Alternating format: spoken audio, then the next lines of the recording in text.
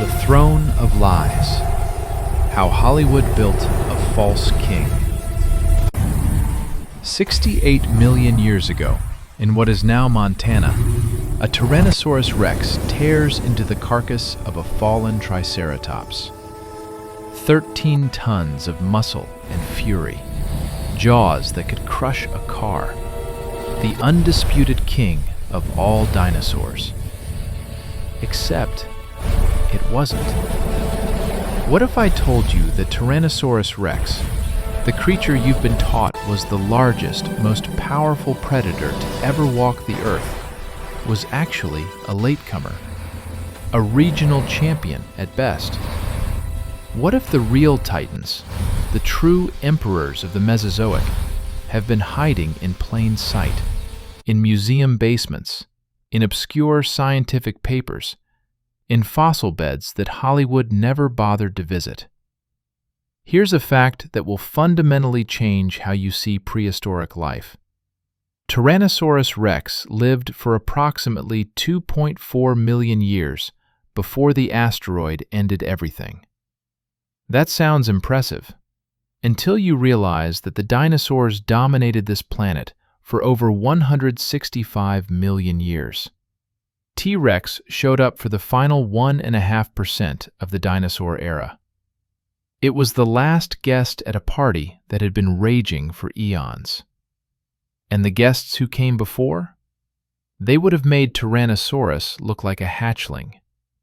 This is the story of the forgotten giants. Creatures so massive, so powerful, so utterly terrifying, that they make the king of the dinosaurs look like a pretender to a throne it never truly earned. This is the story of how one species monopolized our imagination, while dozens of superior predators faded into obscurity. This is the story of how science is finally setting the record straight. Welcome to the real Mesozoic. The Tyrannosaurus you thought you knew is about to become very, very small. The making of a myth. To understand how we got T-Rex so wrong, we need to start not 68 million years ago, but in 1905, in a basement laboratory at the American Museum of Natural History in New York City. Henry Fairfield Osborn was having a very good day. The museum president stood before an incomplete skeleton that had been excavated from the Hell Creek Formation in Montana. The bones were massive, larger than any predatory dinosaur yet discovered in North America. The skull alone was over 4 feet long, studded with teeth the size of bananas. Osborn recognized immediately that he was looking at something extraordinary. He needed a name that would match the creature's apparent majesty. He chose Tyrannosaurus Rex, Tyrant Lizard King. It was perhaps the most successful piece of scientific branding in history. Osborn was not merely a paleontologist. He was a showman, a fundraiser, a man who understood that museums needed spectacles to attract donors and visitors. The American Museum of Natural History was locked in fierce competition with institutions in London, Berlin, and Paris for paleontological supremacy. Osborn needed a star attraction. Tyrannosaurus Rex became that star. The museum mounted the skeleton in a dramatic pose, jaws agape, tiny arms raised as if reaching for prey. Press releases flooded newspapers across America. Tyrannosaurus Rex was described as the largest carnivore ever to walk the earth, the apex of dinosaurian evolution, the ultimate predator. These claims were, let's call them, enthusiastic interpretations of limited evidence. In 1905, paleontologists had described perhaps 24 theropod species worldwide. The fossil record of the Cretaceous was barely understood. South America, Africa, and Asia remained virtually unexplored for dinosaur remains. Osborn's claim that T-Rex was the largest carnivore ever was based on a sample size so small it would be laughed out of any modern scientific conference. But the name stuck. The image stuck.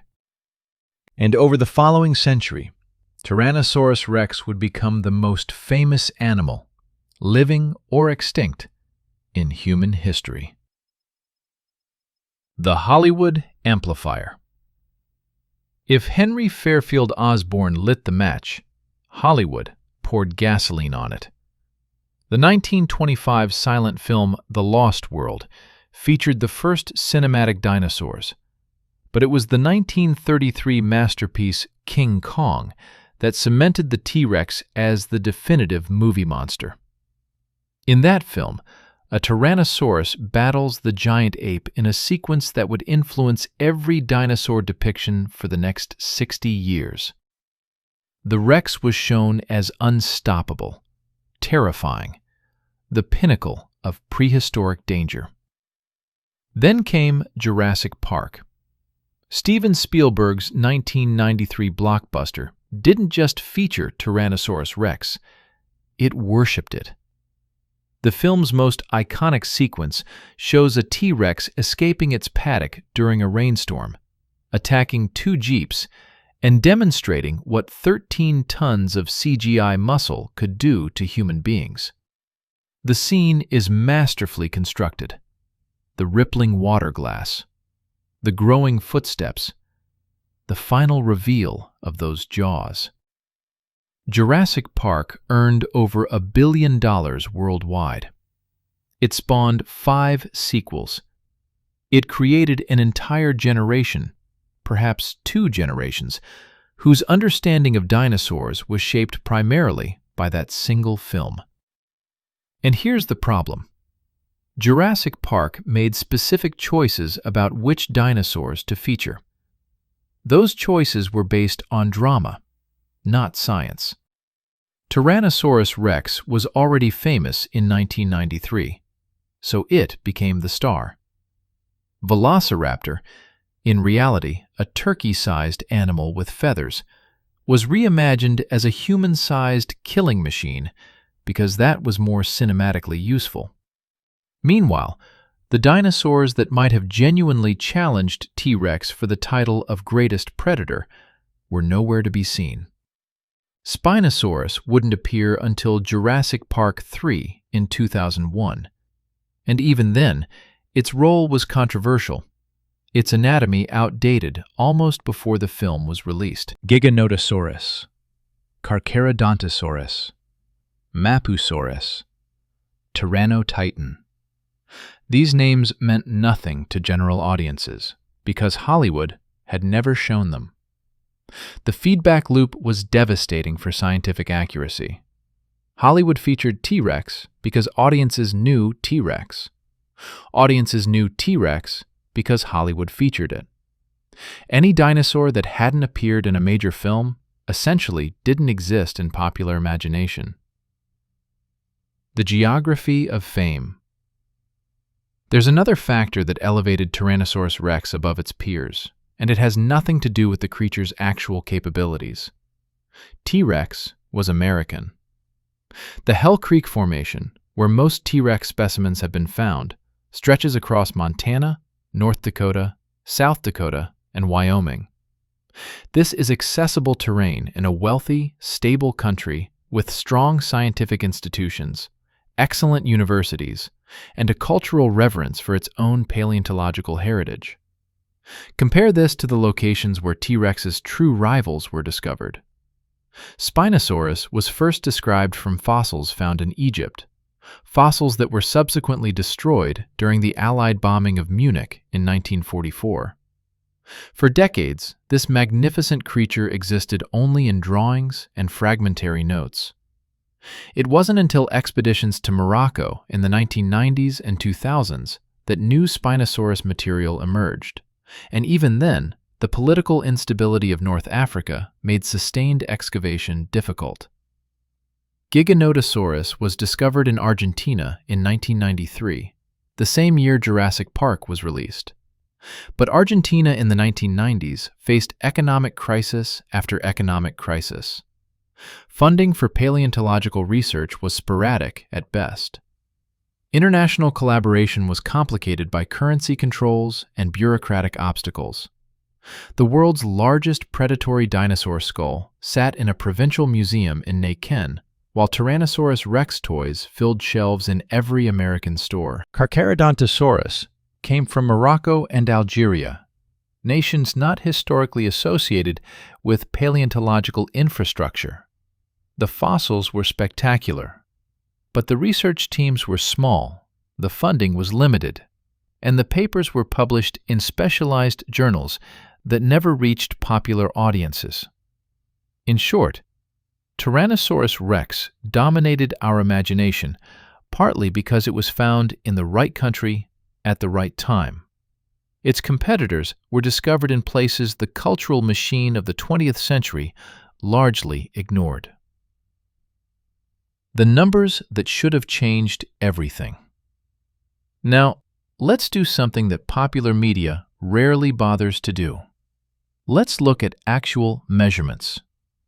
Tyrannosaurus Rex, based on the most complete specimens, reached lengths of approximately 12 to 13 meters and weighed between 8.4 and 14 metric tons, depending on the specimen and the estimation method.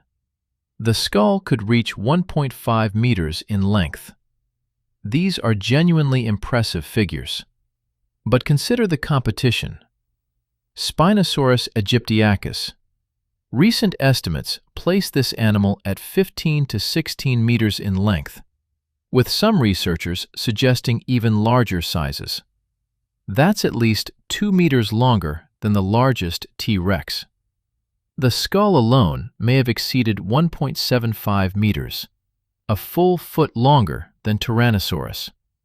And unlike T-Rex, Spinosaurus carried a massive sail on its back, a structure that may have reached nearly 2 meters in height. Giganotosaurus carolinii. The holotype specimen suggests an animal of 12 to 13 meters, comparable to T-Rex.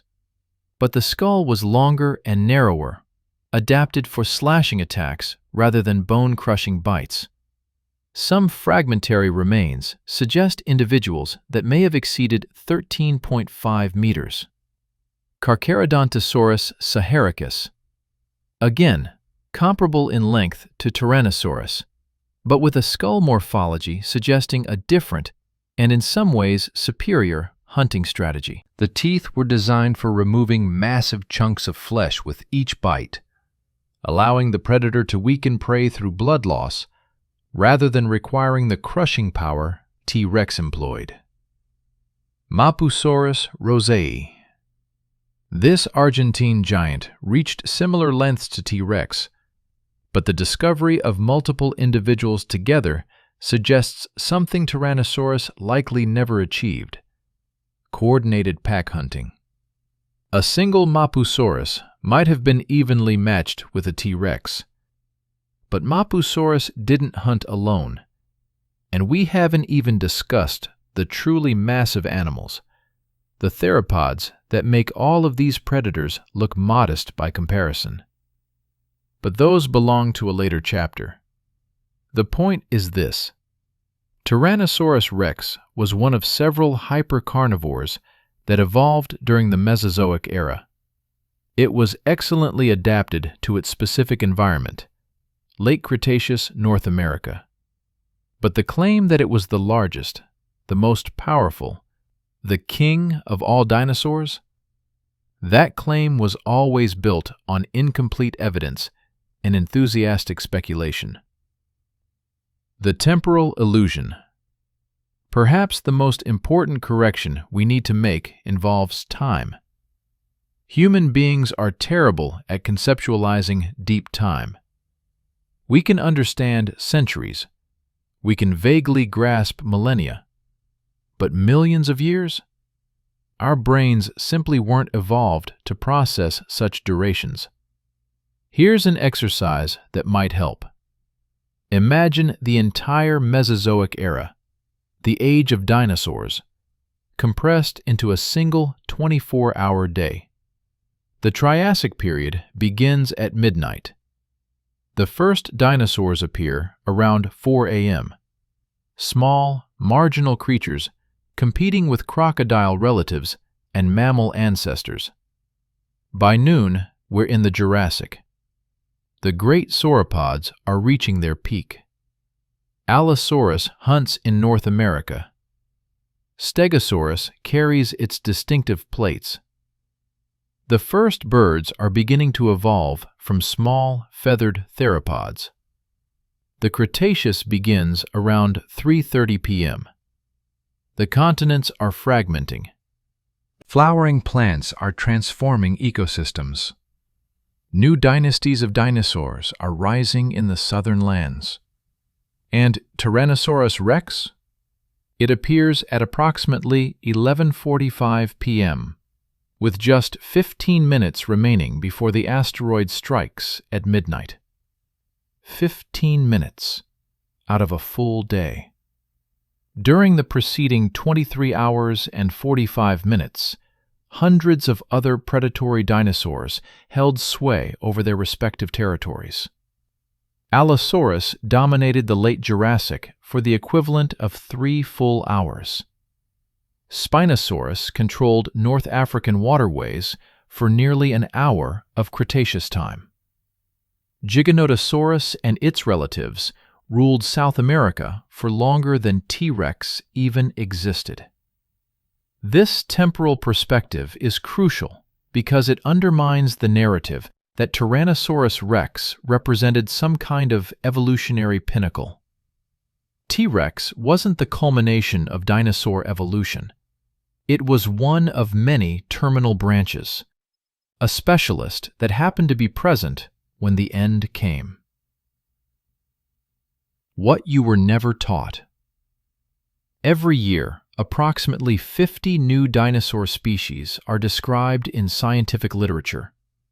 The pace of discovery has accelerated dramatically since the 1990s, driven by expanded exploration in China, Argentina, Morocco, and other previously undersurveyed regions.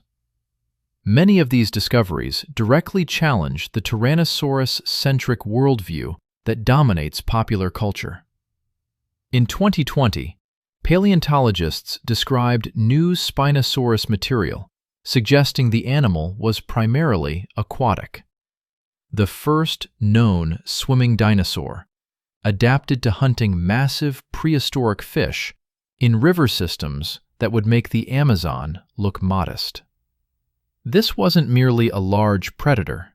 It was an entirely different category of animal, exploiting an ecological niche T-Rex couldn't have touched. In 2021, Argentine researchers announced new Giganotosaurus specimens, suggesting the species may have reached even larger sizes than previously estimated. The skull alone, now better understood through CT scanning, reveals a brain optimized for tracking fast-moving prey across open terrain. In China, feathered tyrannosaurs have been discovered, direct ancestors of T-Rex that were covered in filamentous plumage.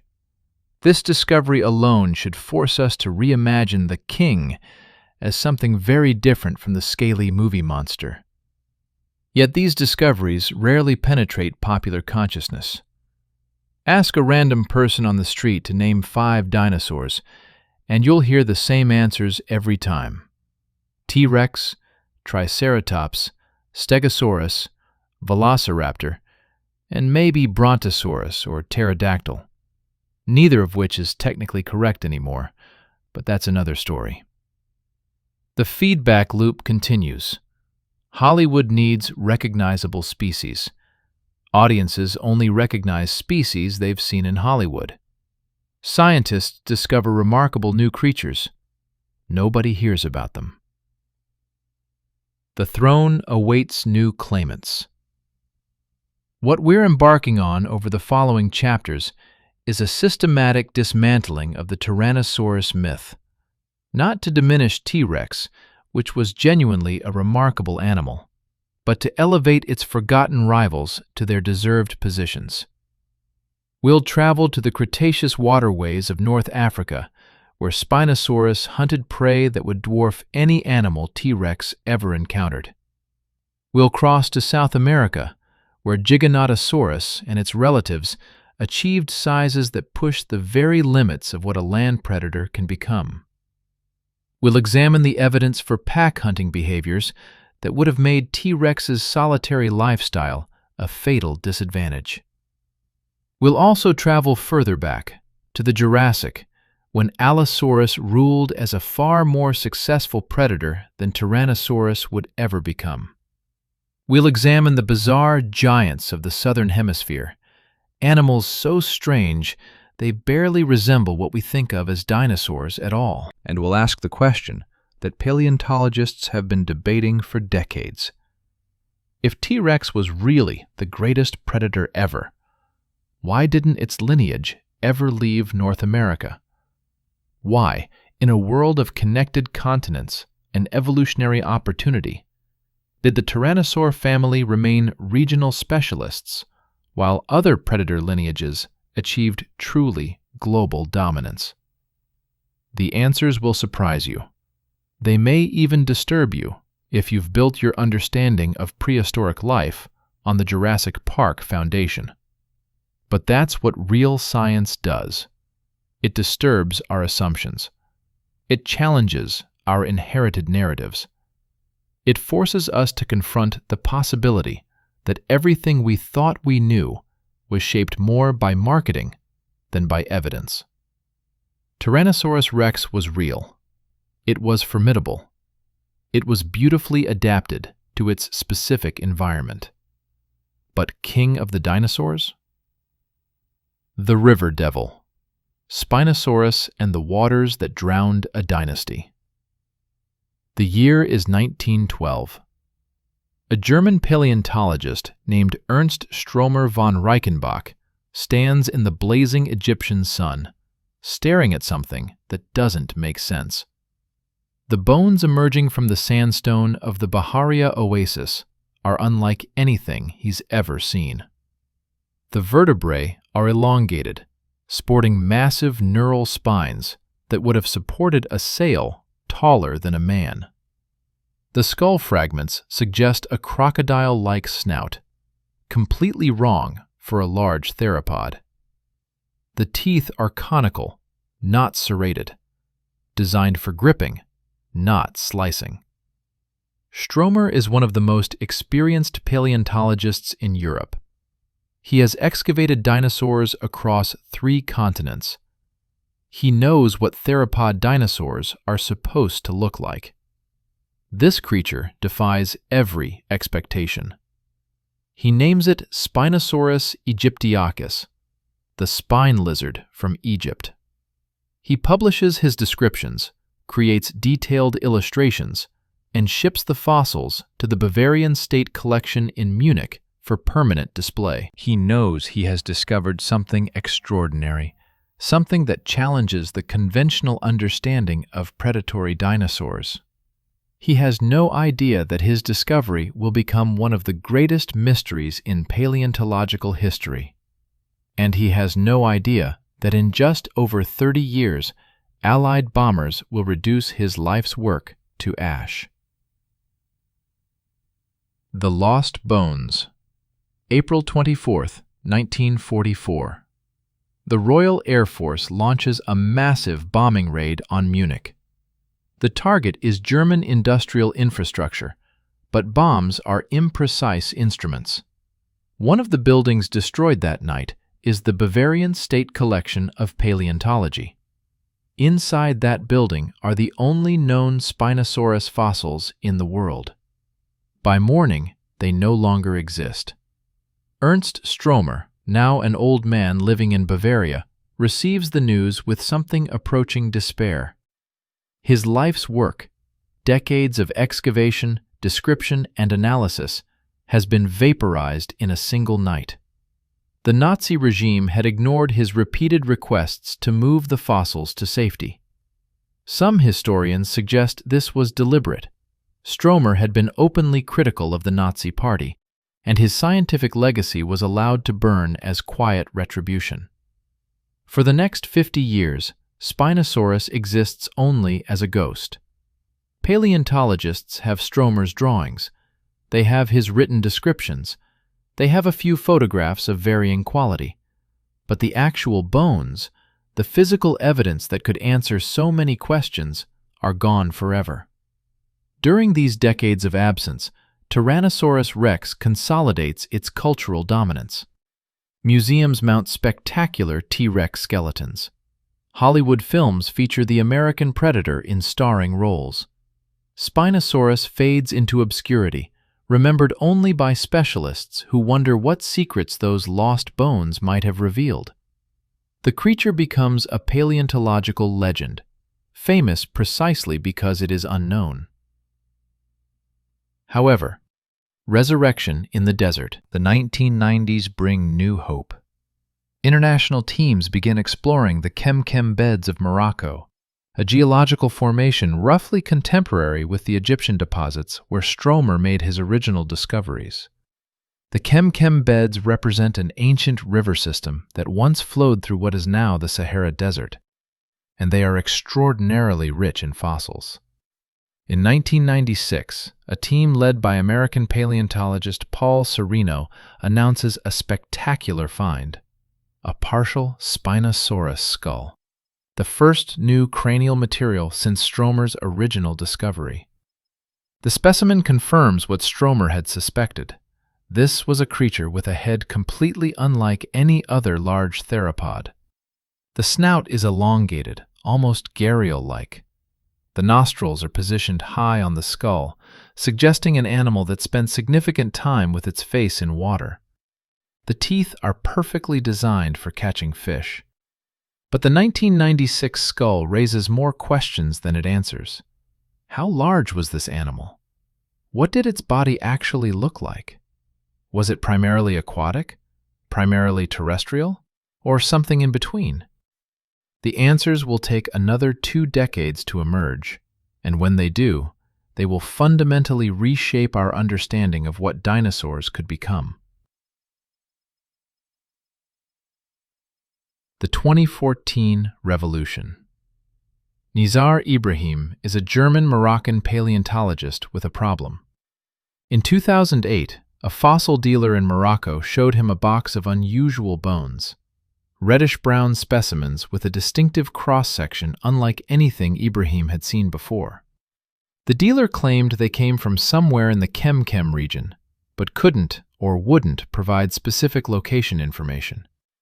Ibrahim purchased what he could, but the dealer disappeared into the labyrinthine networks of the Moroccan fossil trade. For years, Ibrahim searched for both the original site and the dealer who had shown him those mysterious bones. In 2013, he finally tracked down the man, sitting at a cafe in a small Moroccan town, almost by chance. The dealer agreed to show Ibrahim the excavation site. What emerged from that site would change everything. In 2014, Ibrahim and his colleagues published a reconstruction of Spinosaurus that shocked the paleontological community. Based on new skeletal material, they proposed that Spinosaurus was not merely a large predator with an unusual skull. It was something far stranger. A semi-aquatic dinosaur, adapted for life in water to a degree never before seen in any theropod. The evidence was compelling. The hind limbs were proportionally shorter than expected, unsuitable for the bipedal running that characterized most theropods. The bones were dense and solid, lacking the hollow, air-filled structure that made other dinosaurs lightweight, a feature seen today in animals like hippos and penguins that spend significant time submerged. The feet may have been webbed. The tail was, well, the tail remained mysterious. The 2014 paper couldn't fully describe it because the relevant bones hadn't yet been found. But the implications were revolutionary. Here was a dinosaur that had abandoned the terrestrial lifestyle that defined its relatives. Here was a theropod that had returned to the water, evolving in a direction no one had predicted. Here was a creature that made Tyrannosaurus Rex look like a conventional, almost boring predator. The swimming dinosaur. The 2020 paper changed everything again. Ibrahim and his team had finally recovered Spinosaurus tail vertebrae, and what they found defied expectation. The tail was not the stiff, rod-like structure seen in other theropods. It was tall and paddle-shaped, with elongated neural spines that would have created a massive surface area. Computer modeling suggested this tail could generate significant propulsive force. Spinosaurus could swim. Not merely wade, not merely hunt in shallow water. This creature could propel itself through rivers and lakes using its tail as a paddle, pursuing prey in 3 dimensions like a crocodile or a giant newt. The implications are staggering. For over 150 years, paleontologists had assumed that large theropod dinosaurs were exclusively terrestrial. The bauplan, the basic body plan, seemed fixed. Powerful hind limbs for running, reduced forelimbs, stiff tails for balance, heads designed for biting prey on land. Spinosaurus shattered this assumption. Here was a theropod that had evolved paddle-like feet, dense bones for ballast, high-positioned nostrils for breathing while mostly submerged, a flexible tail for underwater propulsion, and a skull perfectly designed for catching fish. This was not a variation on the theropod theme. This was a complete reinvention. And it was massive. The size question. How large was Spinosaurus? This question has generated more controversy than almost any other in modern paleontology. The problem is that we don't have a complete Spinosaurus skeleton. We have Stromer's original material, now destroyed. We have the specimens Ibrahim and others have recovered from Morocco. We have fragmentary remains from various North African sites, but no single skeleton tells the complete story. Estimates have varied wildly. In the 1990s, some researchers suggested Spinosaurus might have reached 18 meters, nearly 60 feet, in length. More conservative estimates placed it at 14 to 15 meters. The 2014 Ibrahim paper suggested a somewhat shorter animal with proportionally smaller hind limbs, which generated significant pushback from other scientists who disagreed with the reconstruction. Current scientific consensus places Spinosaurus aegyptiacus at approximately 14 to 16 meters in length, with body mass estimates ranging from 7 to 20 metric tons, depending on how aquatic adaptations affected its density. Even at the conservative end of these estimates, Spinosaurus was longer than the largest known Tyrannosaurus Rex. At the upper end, it was the largest predatory dinosaur ever discovered. But size alone doesn't capture what made Spinosaurus remarkable. This creature occupied an ecological niche that no other large theropod had ever exploited. It wasn't competing with Tyrannosaurus Rex for the same prey. It wasn't hunting hadrosaurs or ceratopsians on open plains. Spinosaurus was the apex predator of an aquatic ecosystem so rich, so productive, so completely different from the Hell Creek environment that comparison almost becomes meaningless. To understand Spinosaurus, you have to understand the world it lived in. The Kim-Kim ecosystem. 95 million years ago, the Sahara Desert didn't exist. Where Morocco, Algeria, and Egypt now bake under relentless sun, a vast river system once flowed through lush floodplains. This wasn't the Nile, it was something far larger. A network of waterways that drained much of North Africa into the ancient Tethys Sea. The climate was warm and wet, the vegetation was dense, and the water was absolutely teeming with life. The fish of the Kim-Kim ecosystem would terrify any modern angler. Mawsonia was a coelacanth, a member of the ancient lobe-finned fish lineage that survives today only in the deep waters off East Africa and Indonesia. But while modern coelacanths reach perhaps 2 meters in length, Mawsonia grew to over 6 meters. This was a fish the size of a great white shark, lurking in Cretaceous rivers.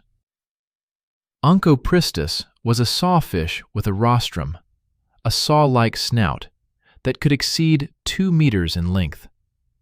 Imagine a creature combining the body plan of a shark with a chainsaw for a face, reaching lengths of 8 meters or more. These animals were abundant in Kim-Kim waters.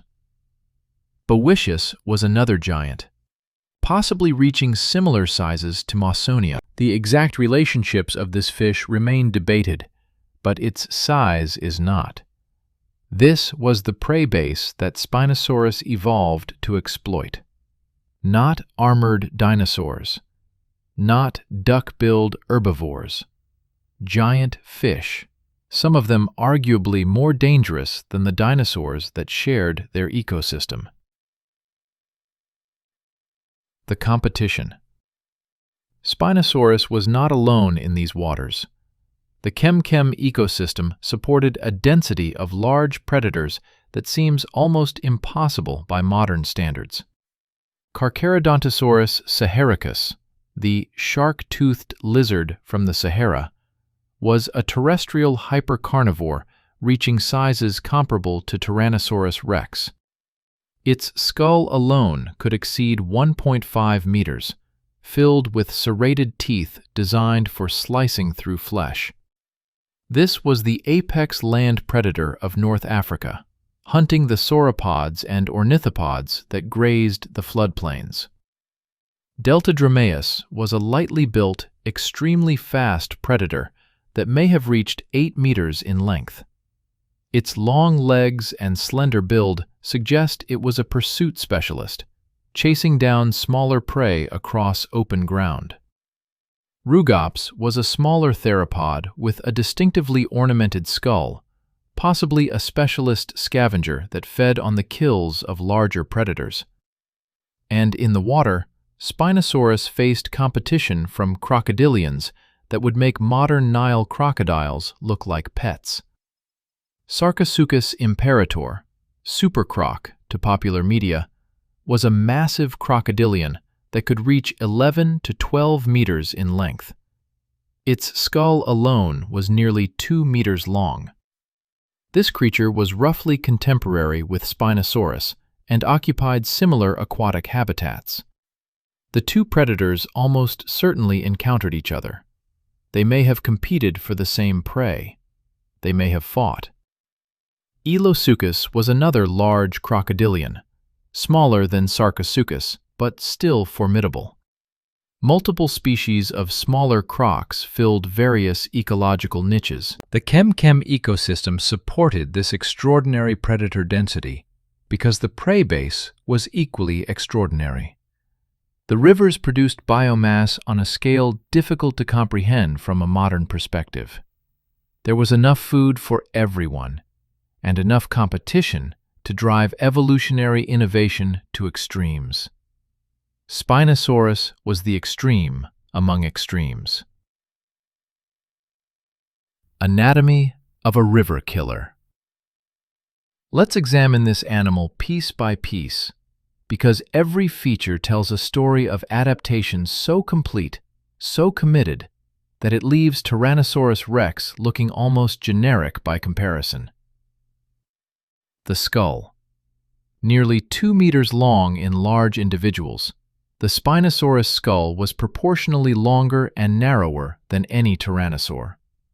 The snout was expanded at the tip, forming a rosette of interlocking teeth, a feature seen today in gharials, specialized fish-eating crocodilians. The nostrils were positioned far back on the skull, almost between the eyes, allowing the animal to breathe while most of its head was submerged. Pressure-sensing pits on the snout, similar to those found in crocodilians, may have allowed Spinosaurus to detect the movements of prey in murky water. The teeth. Conical, unserrated, and slightly curved backward. These were not teeth designed for slicing flesh from bones. They were designed for one thing only: gripping slippery, struggling fish. Once those jaws closed around a Mawsonia or an Onchopristis, the prey was not escaping. The neck.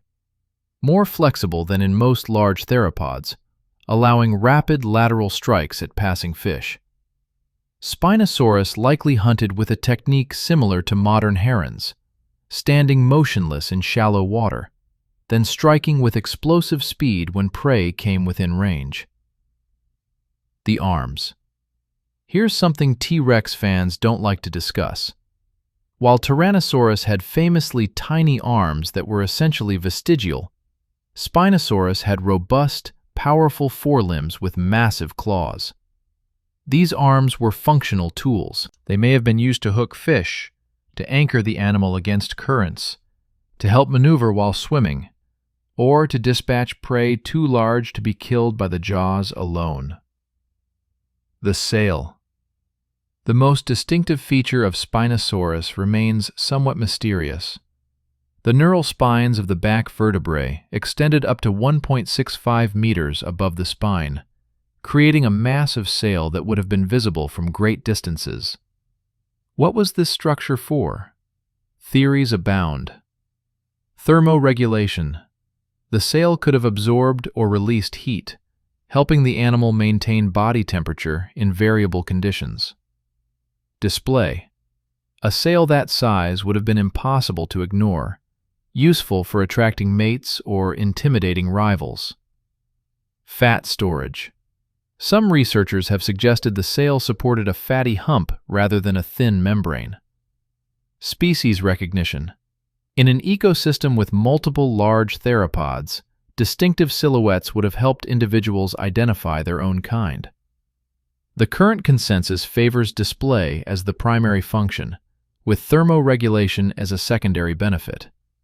But the honest answer is that we don't fully understand the sail. It remains one of Spinosaurus's many mysteries. The hind limbs. Proportionally shorter than in other large theropods, and much shorter than the forelimbs. This ratio is unusual. Most theropods have hind limbs significantly longer than their forelimbs. The short hind limbs have been interpreted as an aquatic adaptation, reducing drag while swimming and allowing the animal to assume a more horizontal posture in water. The feet. The foot bones suggest broad, possibly webbed feet, another aquatic adaptation. Spinosaurus was not built for running, it was built for swimming. The tail. The 2020 discovery confirmed what some researchers had suspected. The Spinosaurus tail was a propulsive organ, tall and laterally compressed like the tail of a newt or a crocodile. This was the animal's primary means of underwater locomotion, generating thrust through lateral undulation. Put all these features together, and you have an animal that had essentially abandoned the terrestrial theropod lifestyle. Spinosaurus was a dinosaurian crocodile, a 15-meter predator that had reinvented itself as an aquatic hunter. And in its watery domain, nothing on Earth could challenge it. The hunting strategy. We will never observe a living Spinosaurus, but we can reconstruct its hunting behavior from anatomical evidence and comparison with modern analogs. Picture a Cretaceous river at dawn. The water is turbid, thick with sediment from seasonal flooding. Massive fish cruise through the murky depths. Mausonia, Onchopristis, the apex prey of an aquatic ecosystem. A shape emerges from the shallows. 15 meters of muscle and sail, moving with surprising grace through the water. The paddle tail drives the animal forward in slow, almost lazy undulations. The nostrils break the surface periodically, taking in air before submerging again. Spinosaurus is hunting. The sensory pits on its snout detect pressure waves, the telltale movements of a large fish passing nearby. The creature adjusts its course, moving to intercept. It can't see clearly in the murky water, but it doesn't need to. Its snout is a sophisticated detection array, translating minute pressure changes into a three-dimensional map of its surroundings. The fish is close now. Perhaps a Mausonia, 6 meters of ancient lobe-finned power. In clear water, the fish might have seen the predator approaching. In this turbid river, it has no warning. The strike is explosive. The long neck uncoils, driving the toothed snout forward with tremendous force. The jaws clamp shut. Conical teeth sink into scaled flesh, gripping with inescapable pressure. The fish thrashes violently, 6 meters of muscle fighting for survival. But the grip holds. Powerful forelimbs come into play now, claws raking across the fish's flanks, finding purchase, pulling the prey toward those terrible jaws. The struggle sends clouds of silt billowing through the water. Nearby fish scatter. Within minutes, it's over. Spinosaurus surfaces, the broken body of the Mausonia clamped in its jaws. It moves to shallower water to feed, tearing chunks of flesh from the carcass, swallowing them whole. On the bank, a Carcharodontosaurus watches from the tree line. It is hungry. It could challenge the Spinosaurus for the kill. It doesn't move. Some instinct tells it that the water belongs to a different kind of predator. The land-bound giant turns away, seeking easier prey. The river belongs to the river devil. The T-Rex comparison. Now we can address the question that brought us to this chapter. How would Spinosaurus have matched up against Tyrannosaurus Rex? It's a question that fires the imagination, but we need to acknowledge its limitations. These animals were separated by approximately 30 million years and lived on different continents. They never met. They never could have met. Any comparison is necessarily speculative. But speculation can be illuminating. In terms of pure size, Spinosaurus wins. Even conservative estimates give it a length advantage of 2 to 3 meters over the largest known Tyrannosaurus. The skull was longer. The overall mass may have been comparable or greater, depending on which estimates you prefer. In terms of bite force, Tyrannosaurus wins decisively. The T-Rex skull was a crushing instrument, designed to shatter bone and deliver immediately fatal wounds. Spinosaurus jaws were gripping instruments, optimized for holding slippery prey rather than destroying armored targets. In a direct bite force comparison, T-Rex had the more powerful weapon. In terms of forelimb utility, Spinosaurus wins overwhelmingly. The robust arms and massive claws gave Spinosaurus a weapon system that Tyrannosaurus simply didn't possess. Those arms could rake, grip, and tear in ways that T-Rex's vestigial limbs could never achieve. In terms of speed on land, Tyrannosaurus almost certainly wins. Spinosaurus was built for water, not for running. Its short hind limbs and horizontal posture would have made terrestrial locomotion awkward at best. T-Rex, despite its bulk, was a reasonably efficient walker and might have been capable of short bursts of surprising speed. In terms of aquatic ability, there is no comparison. Tyrannosaurus could wade, perhaps. Spinosaurus could swim, hunt, and fight in 3 dimensions underwater. Put T-Rex in a river, and it becomes clumsy and vulnerable. Spinosaurus becomes unstoppable. So who would win in a fight? The honest answer: it depends on the environment. On land, in open terrain, Tyrannosaurus would have the advantage. Its superior terrestrial mobility and crushing bite would make it a formidable opponent. A Spinosaurus caught far from water would be vulnerable. In or near water, Spinosaurus would dominate.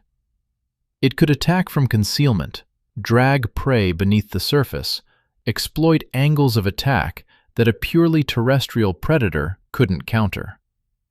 A Tyrannosaurus wading through a river would be entering alien territory, facing a predator supremely adapted to that environment. The most likely outcome of any encounter? Mutual avoidance. Both animals were too dangerous to fight unnecessarily. In nature, apex predators rarely engage in lethal combat with each other. The risk of injury is too high, and injured predators don't survive long. But if we're forced to choose, if we must crown one animal as the greater predator, then Spinosaurus takes the title. Not because it would beat T-Rex in a fight, but because it achieved something T-Rex never did. Evolutionary innovation so radical that it redefined what a theropod dinosaur could become. T-Rex was an excellent example of its type, the pinnacle of the Tyrannosaur lineage, a perfected killer of a conventional design. Spinosaurus was something entirely new. The mystery that remains. Despite the remarkable discoveries of the past decade, Spinosaurus retains its mysteries. We still don't have a complete skeleton. The specimens that have been recovered come from multiple individuals of different sizes, and reconstructing a single coherent animal from these fragments requires assumptions that not all scientists accept. The 2014 Ibrahim reconstruction was controversial precisely because it combined elements from different specimens in ways that some researchers found problematic. We still don't fully understand the sail. Was it a rigid fin or a soft, floppy structure? Did it serve one function or multiple functions? How did it affect the animal's hydrodynamics while swimming? We still don't know how Spinosaurus reproduced. Did it lay eggs on land like other theropods? If so, the females must have been capable of traveling significant distances from water. Did they guard their nests? Did the young start hunting in water immediately, or did they go through a more terrestrial, juvenile phase? We still don't know why Spinosaurus went extinct. The species disappeared from the fossil record approximately 93 million years ago, during a period of significant environmental change in North Africa. Did the river systems dry up? Did competition from crocodilians intensify? Did some disease sweep through the population? The answers are lost in deep time. What we do know is that Spinosaurus represents one of the most remarkable evolutionary experiments in dinosaur history. An animal that took the theropod body plan, designed for terrestrial bipedal hunting, and completely reinvented it for aquatic life. A creature that proves dinosaurs were far more diverse, far more adaptable, far more creative in their solutions to evolutionary challenges than our T-Rex-centric worldview has allowed us to recognize. Tyrannosaurus Rex was the king of late Cretaceous North America. In that specific time and place, it was indeed the apex predator. But 30 million years earlier, in the rivers of North Africa, something far stranger ruled the waters. something that looked at the theropod rulebook and decided to write its own. The river devil has finally received its due. But Spinosaurus is only one of the giants that history forgot. The Empire of Gondwana. When the southern giants ruled the world. There is a valley in Patagonia where the wind never stops. It howls through the badlands of Neuquén province, stripping paint from vehicles and sandblasting exposed skin. The landscape is Mars-like in its desolation. Red and ochre cliffs, sparse vegetation clinging to life in the crevices, an endless expanse of ancient rock waiting to reveal its secrets. In 1993, an amateur fossil hunter named Ruben Carolini was walking through this valley when he noticed something protruding from the eroded slope. A bone. A very large bone. Carolini had found fossils before. Patagonia is rich with them. But as he began to clear the sediment from this particular specimen, he realized he was looking at something extraordinary. The bone was massive, far larger than anything he had previously encountered. And it was clearly just the beginning. More bones were visible in the surrounding rock. Many more. He contacted the local museum. A team was dispatched, and over the following months, a skeleton emerged from the ancient stone that would fundamentally challenge the Tyrannosaurus Rex narrative. The skull alone was over 1.6 meters long, larger than any T-Rex skull ever found. The teeth were serrated blades, designed for slicing rather than crushing. The overall length of the animal exceeded 13 meters, with some estimates suggesting it may have reached 14 meters or more. The scientists who described it chose a name that reflected its stature: Giganotosaurus carolinii, giant southern lizard, with the species name honoring its discoverer. Tyrannosaurus Rex had company on its throne, and this company had arrived first. The Gondwanan contact. To understand Giganotosaurus, you need to understand geography. Specifically, the geography of a world that no longer exists. 200 million years ago, all of Earth's land masses were joined in a single supercontinent called Pangaea. This vast territory began breaking apart during the Jurassic period, splitting into two major landmasses, Laurasia in the north and Gondwana in the south.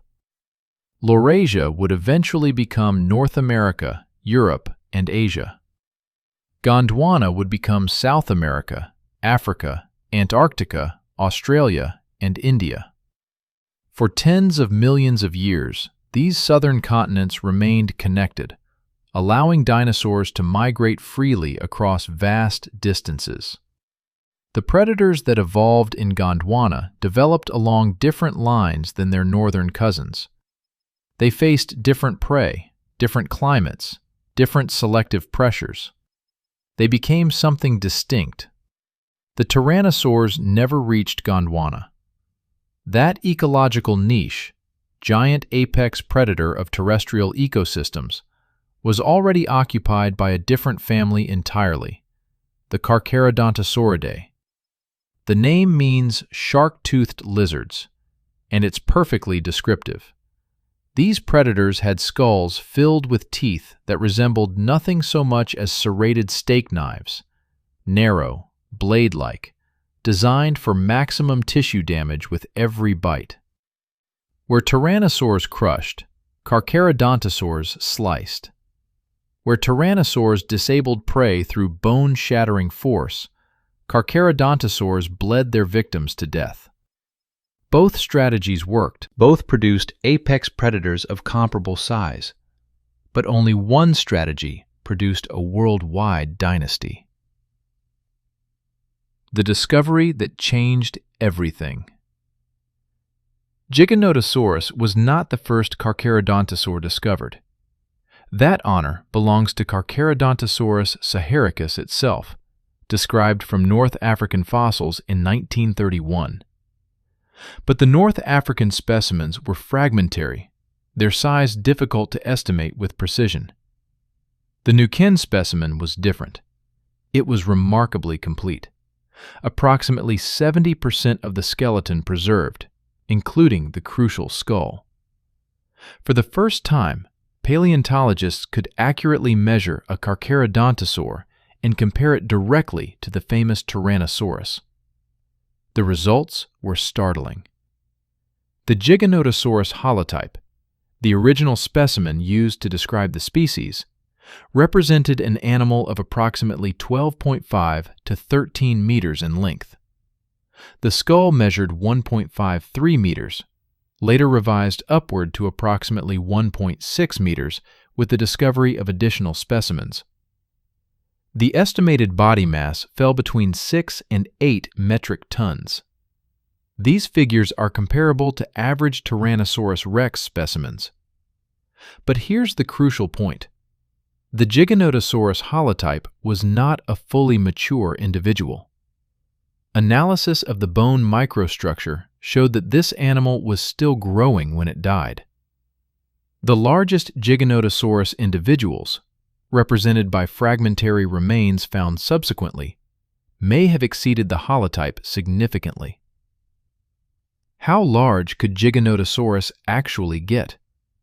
Current estimates suggest maximum lengths of 13.5 to 14 meters, with body masses potentially exceeding 8 metric tons. The skull of the largest individuals may have approached 1.8 meters. These figures put Giganotosaurus in direct competition with the largest known Tyrannosaurus Rex specimens.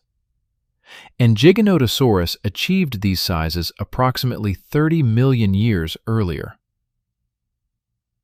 Anatomy of a slashing killer. Let's examine Giganotosaurus in detail, because its anatomy reveals a fundamentally different approach to the apex predator role than Tyrannosaurus employed. The skull. Long, narrow, and relatively lightweight compared to T-Rex. Where the Tyrannosaurus skull was massively reinforced to withstand tremendous bite forces, the Giganotosaurus skull was more gracile, almost delicate in its construction. This wasn't a crushing instrument. It was a precision cutting tool. The teeth. Narrow, laterally compressed, and serrated on both edges. Each tooth was essentially a curved blade, designed to slice through flesh and muscle with minimal resistance. A Giganotosaurus bite wouldn't shatter bone like a Tyrannosaurus bite, but it would create massive hemorrhaging wounds that would weaken prey over time. The jaw muscles.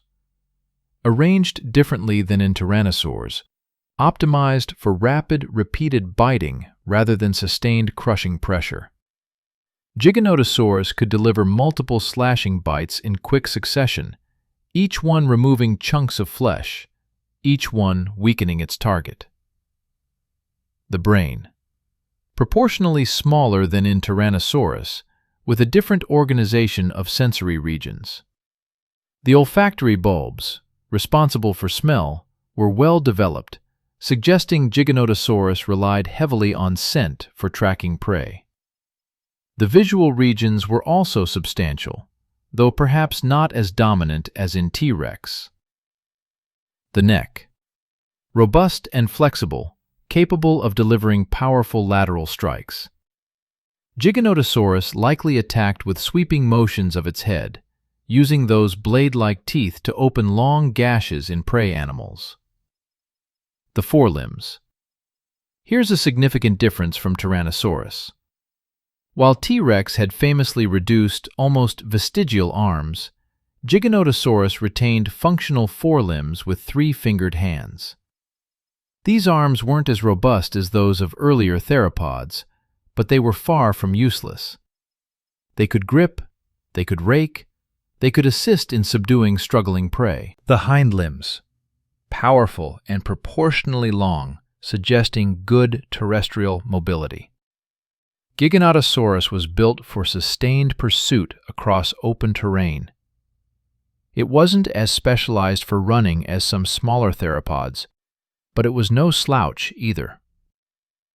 The tail, long and heavy, providing counterbalance for the massive head. The tail also served as a powerful weapon, a multi-ton club that could sweep aside attackers or deliver punishing blows to rivals. Put these features together, and you have a predator built for a specific hunting strategy: pursuit, harassment, and attrition. Giganotosaurus would chase prey across the Patagonian floodplains, delivering slashing bites whenever it got close enough. Each bite weakened the target. Blood loss accumulated. Eventually, the prey would slow, stumble, collapse, and the Giganotosaurus would feed. It's a strategy we see today in Komodo dragons, which also deliver slashing bites and track wounded prey until exhaustion and blood loss make the kill possible. Giganotosaurus was essentially a 13-meter Komodo dragon with the legs of an ostrich. The prey that justified the predator. Why did Giganotosaurus evolve to such enormous size? The same reason any predator evolves to enormous size. Its prey demanded it. Late Cretaceous South America was home to the largest land animals that have ever existed. Not the largest predators, the largest animals, period. The titanosaur sauropods of Patagonia achieved sizes that strain credulity. Argentinosaurus huinculensis. Discovered in the same Neuquén province that yielded Giganotosaurus, Argentinosaurus may have reached 30 to 35 meters in length, with body masses estimated between 65 and 80 metric tons. Some researchers have suggested even larger sizes, though the fragmentary nature of the fossils makes precise estimates difficult. To put this in perspective, Argentinosaurus was as long as a blue whale and may have weighed as much as 12 adult African elephants combined. Patagotitan majorum. Described in 2017 from remarkably complete specimens, Patagotitan reached lengths of approximately 31 meters and masses of 55 to 70 metric tons. This creature's thigh bone alone is taller than an adult human. Dreadnoughtus schrani, another Patagonian giant reaching perhaps 26 meters in length and 50 to 60 metric tons in mass. The name, meaning fears nothing, was well chosen.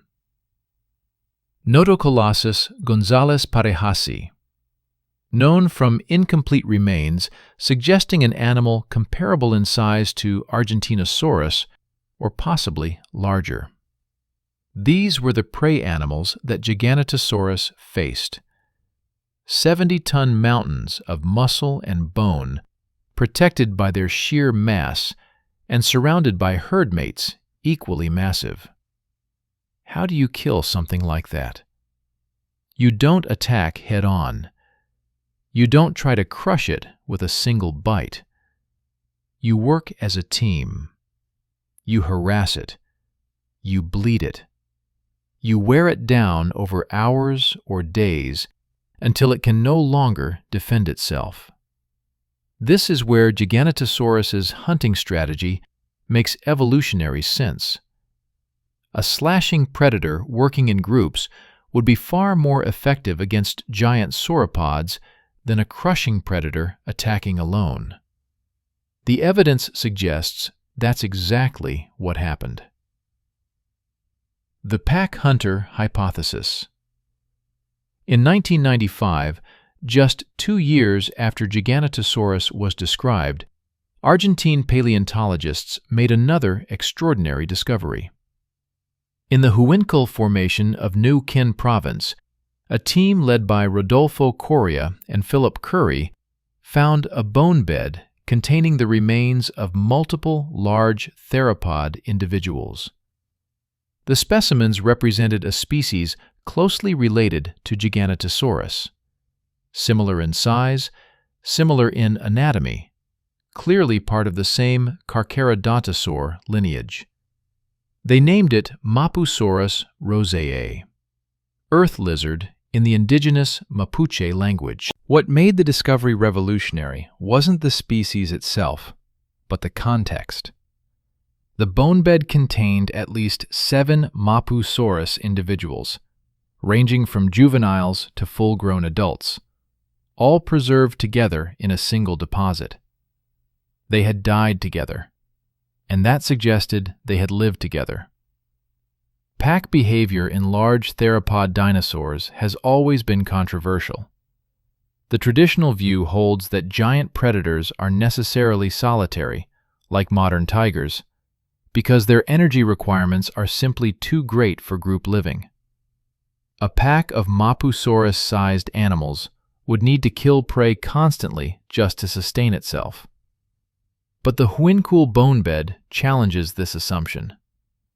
7 individuals together, across multiple age classes, in a single location. This isn't a chance accumulation. This is evidence of social behavior.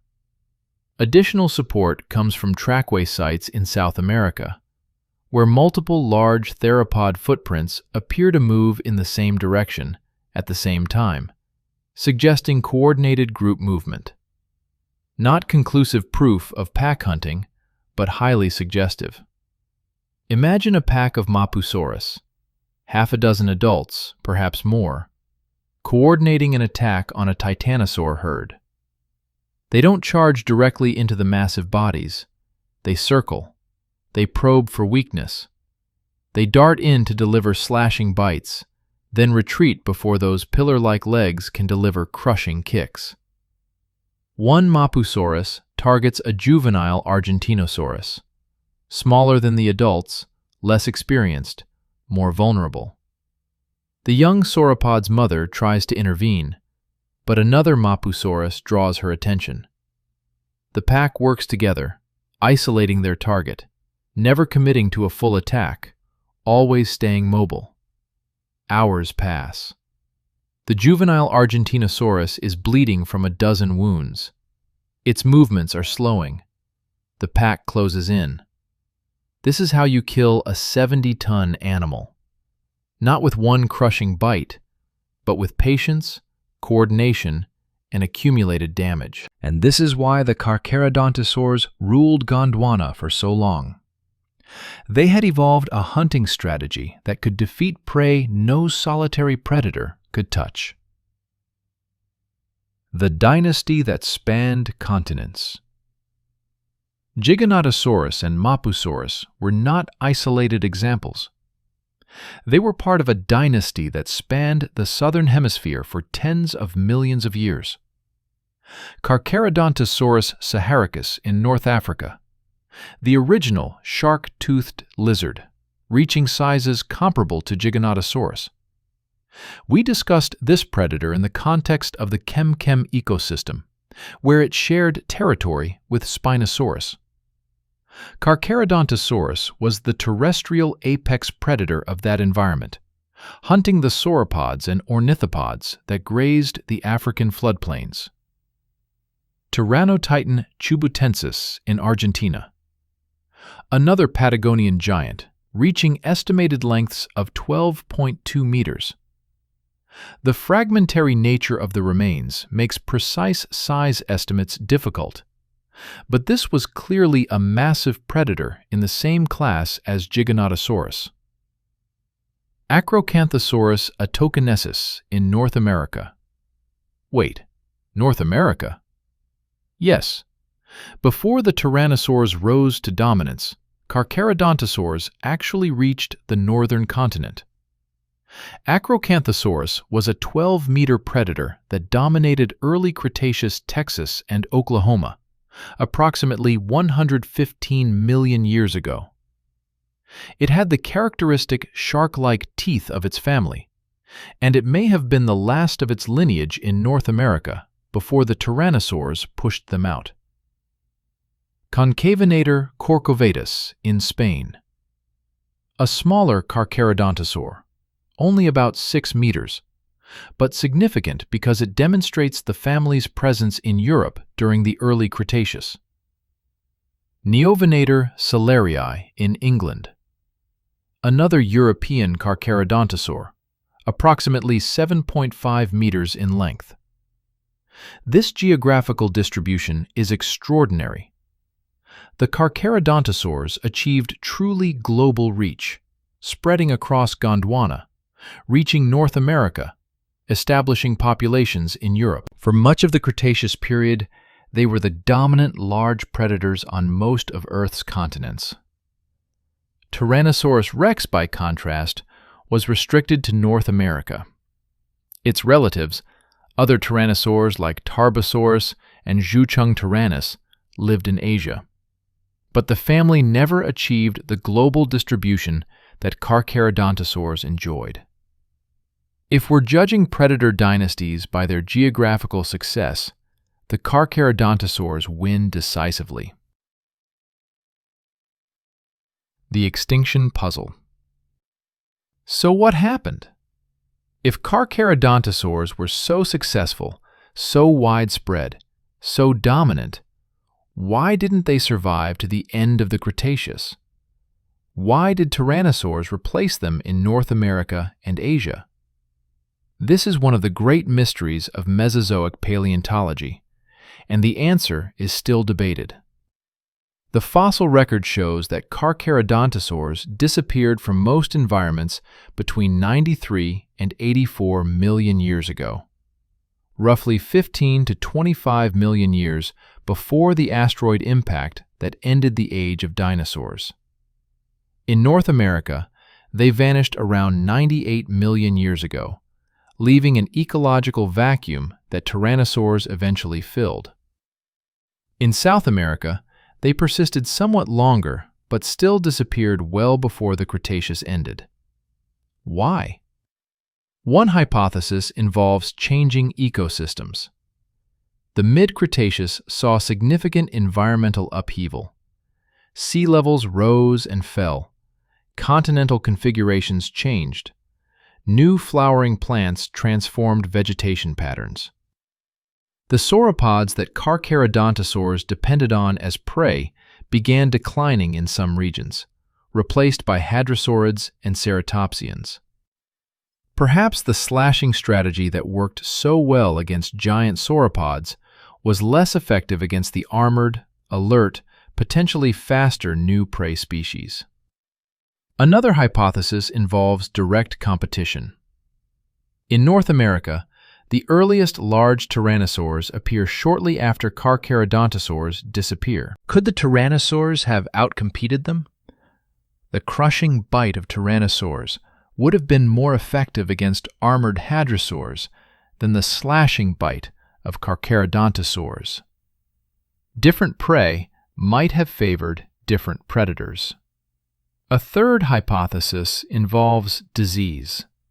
Mass extinctions of predator lineages sometimes result from epidemic diseases that spread through populations, and we would have no way to detect such events in the fossil record. The honest answer is that we don't know. The Carcharodontosaur extinction remains mysterious. What we can say is that their disappearance created the opportunity for tyrannosaurs to rise. Without the fall of the shark-toothed giants, Tyrannosaurus Rex might never have existed. In a sense, T-Rex owes its very existence to the creatures it supposedly surpassed. The comparison we've been waiting for. Now let's address directly what everyone wants to know. Giganotosaurus versus Tyrannosaurus Rex. Who wins? Length. Advantage Giganotosaurus. Maximum lengths of 13.5 to 14 meters, versus 12 to 13 meters for T-Rex. The difference isn't enormous, but it's consistent. Skull size. Advantage Giganotosaurus. Maximum skull lengths of 1.6 to 1.8 meters versus 1.4 to 1.5 meters for T-Rex. Body mass. Roughly comparable, with high uncertainty on both sides. Large individuals of either species probably fell in the 8 to 12 metric ton range. Mass estimates are notoriously difficult for extinct animals. Bite force. Advantage T-Rex decisively. Computer modeling suggests T-Rex had the most powerful bite of any terrestrial animal ever measured. Approximately 35,000 to 57,000 newtons, depending on the study. Giganotosaurus, with its more gracile skull, would have produced perhaps 1/3 to 1/2 of that force. In raw bite power, T-Rex wins by a wide margin. Bite lethality. More complicated. T-Rex's crushing bite could shatter bone and deliver instantly fatal wounds. Giganotosaurus's slashing bite could open massive hemorrhaging wounds that would kill through blood loss. Both strategies work. Which is better depends on the context. Forelimbs. Advantage Giganotosaurus. Functional arms with 3-fingered hands versus T-Rex's vestigial 2-fingered limbs. This is a real advantage in combat. Speed. Probably comparable, though estimates vary. Both animals were optimized for different aspects of terrestrial locomotion. Intelligence. Advantage T-Rex. Brain-to-body ratio comparisons suggest T-Rex was more cognitively sophisticated than Giganotosaurus. How much this matters in a fight is debatable. Social behavior. Possible advantage Giganotosaurus, Mapusaurus.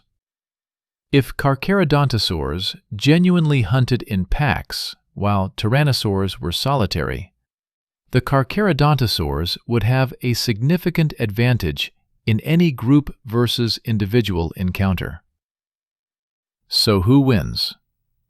One-on-one, on open ground, with both animals in their physical prime. It's genuinely a coin flip. T-Rex has the stronger bite.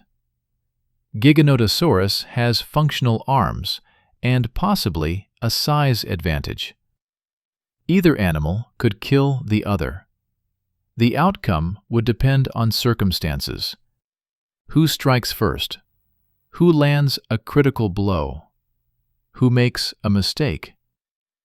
But here's what matters. The question itself reveals our bias. We ask who would win in a fight, as if that's the relevant measure of greatness.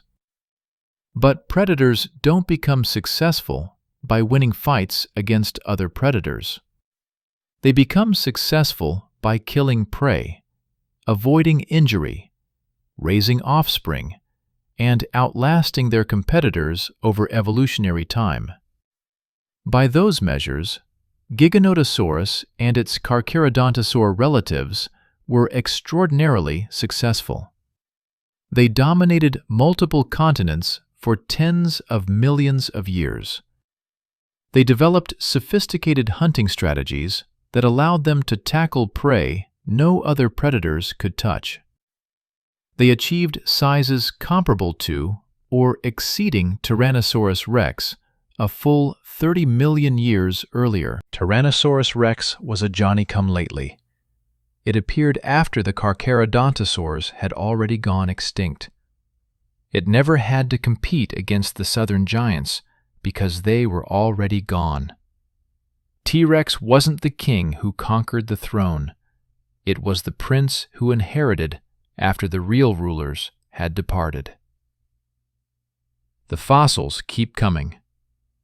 The story of South American giant predators isn't over. New discoveries continue to reshape our understanding. In 2022, researchers described Meraxes gigas from Neuquén province, another massive Carcharodontosaur reaching approximately 11 meters in length.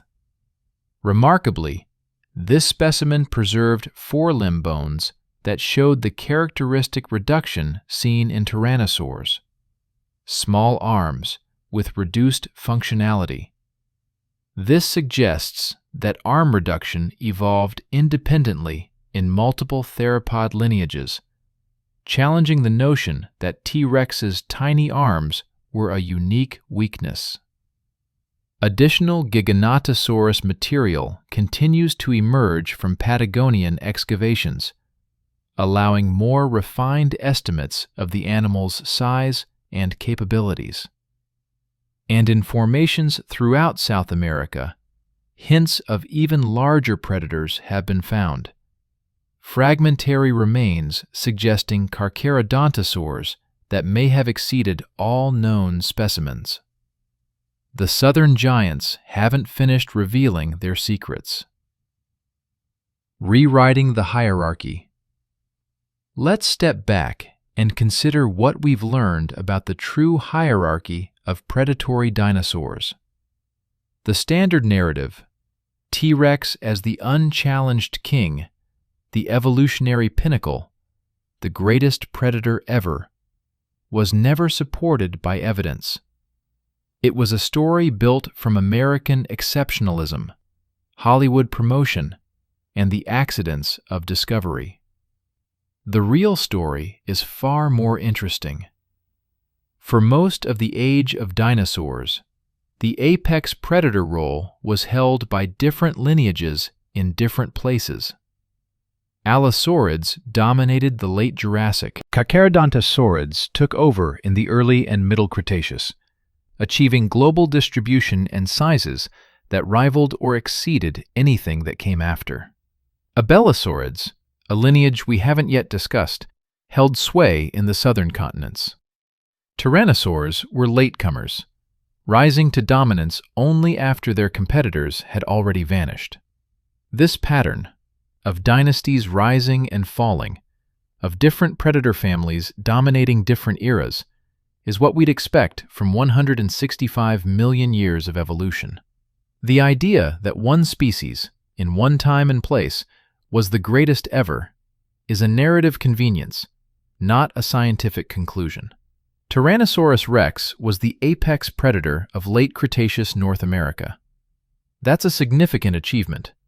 But it doesn't make T-Rex the greatest predator in Earth's history, any more than being the mayor of a major city makes someone the most powerful person who ever lived. Giganotosaurus and its relatives ruled for longer, across more territory, against more challenging prey. By any reasonable measure of evolutionary success, the southern giants deserve at least equal billing. The Devil's Horns. South America's demon-faced killers.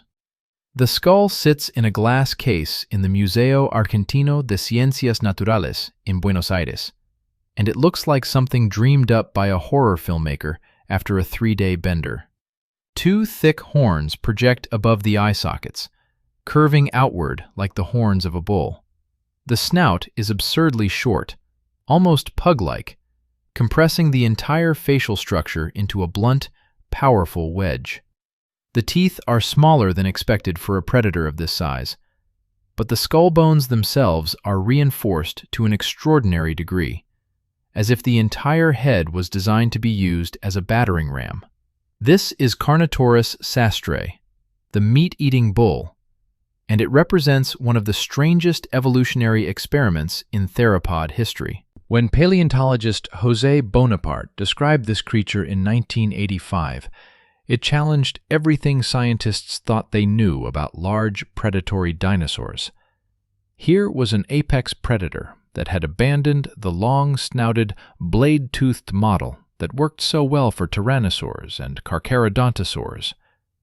Here was an animal that looked like it had been designed by committee, with features that seemed to contradict each other at every turn.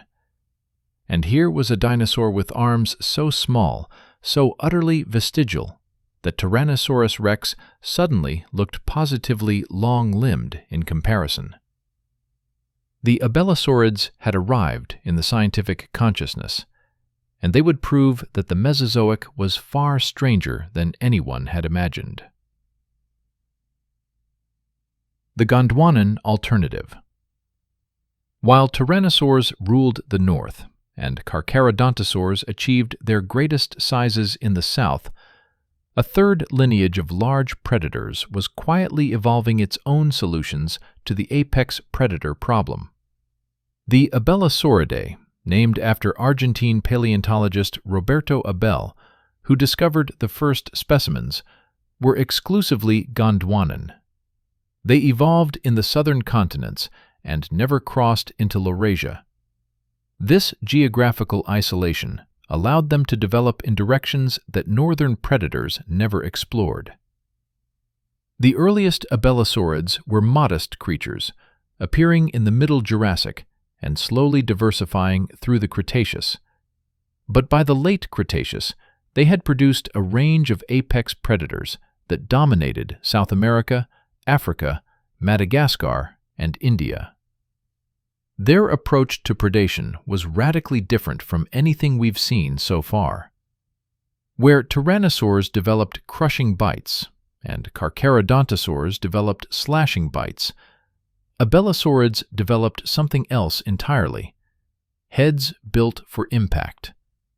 Their skulls were shorter, deeper, and more heavily reinforced than any other theropod lineage. The bones were thick and often ornamented with ridges, horns, and rugose textures.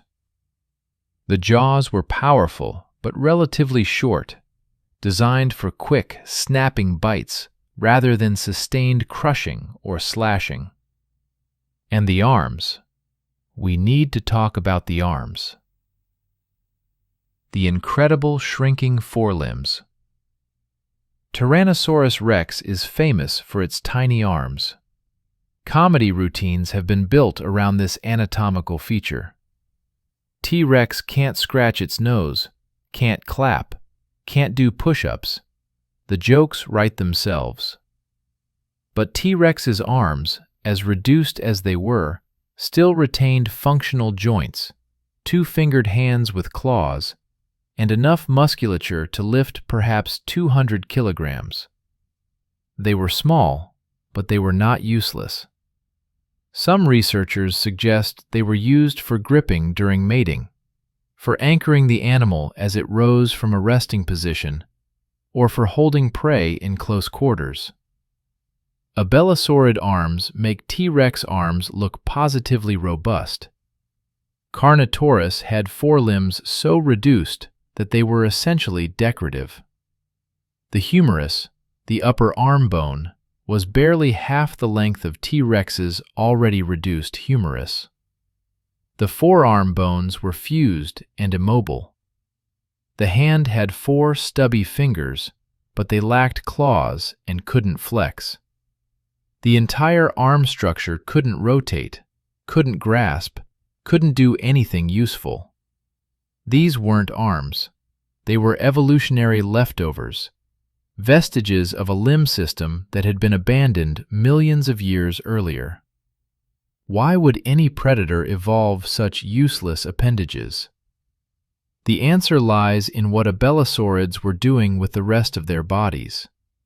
Evolution is about trade-offs. Resources invested in one body part can't be invested elsewhere. If you're developing an extraordinarily powerful neck and skull, if your entire hunting strategy depends on head-first attacks, then maintaining functional arms might actually be disadvantageous. They would add weight, require muscular investment, and potentially get in the way. Abelisaurids made a choice: all head, no arms. And the head they developed was something special.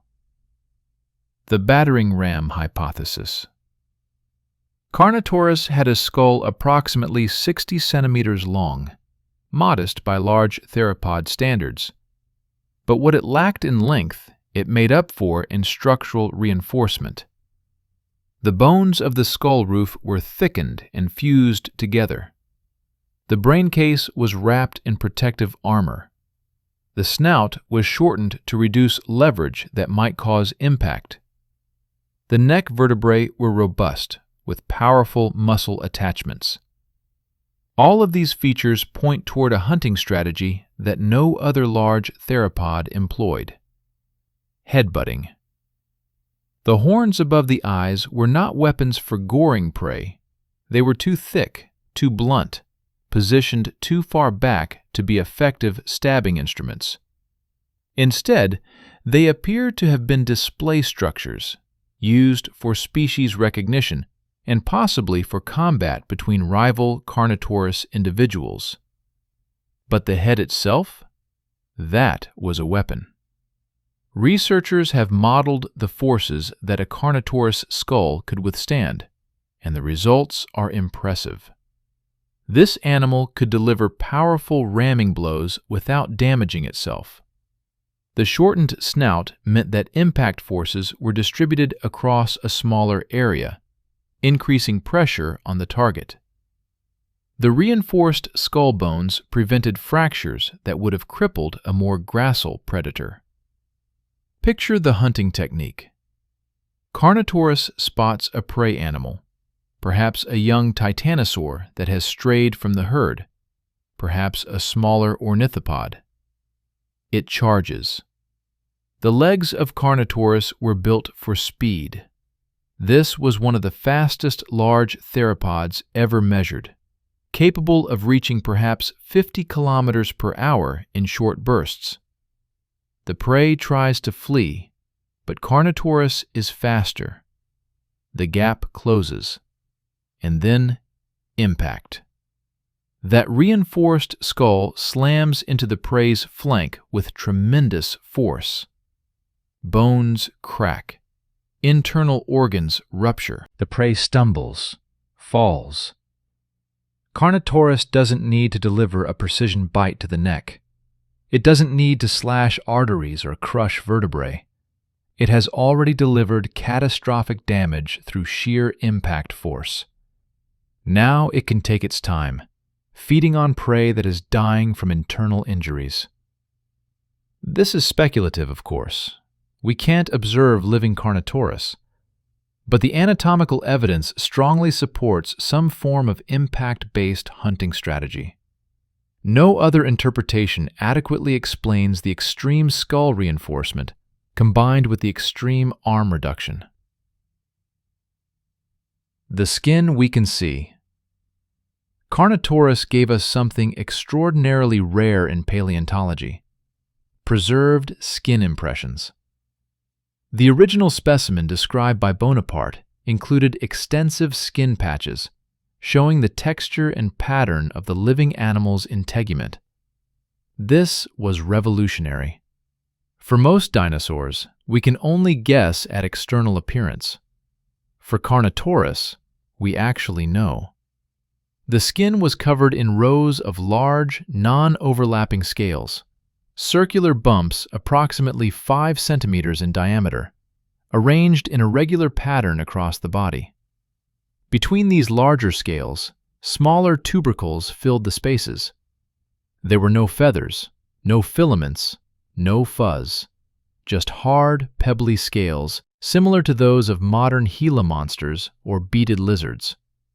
The pattern suggests an animal adapted for its environment. Large scales provide protection against abrasion from vegetation. The non-overlapping arrangement allows flexibility while maintaining coverage. The coloration, which we can only guess at, was probably camouflaged to match the scrublands and forests of late Cretaceous Patagonia. This skin evidence is important because it tells us that not all large theropods were feathered. The "all dinosaurs had feathers" narrative that emerged from Chinese discoveries in the 1990s and 2000s was always too simplistic. Feathers evolved in some dinosaur lineages and were lost or never developed in others. Abelisaurids, at least the large species, were scaly animals. They looked reptilian in a way that their tyrannosaur contemporaries may not have. The abelisaurid empire. Carnotaurus is the most famous abelisaurid, but it was far from alone. This family produced apex predators across the southern continents for tens of millions of years.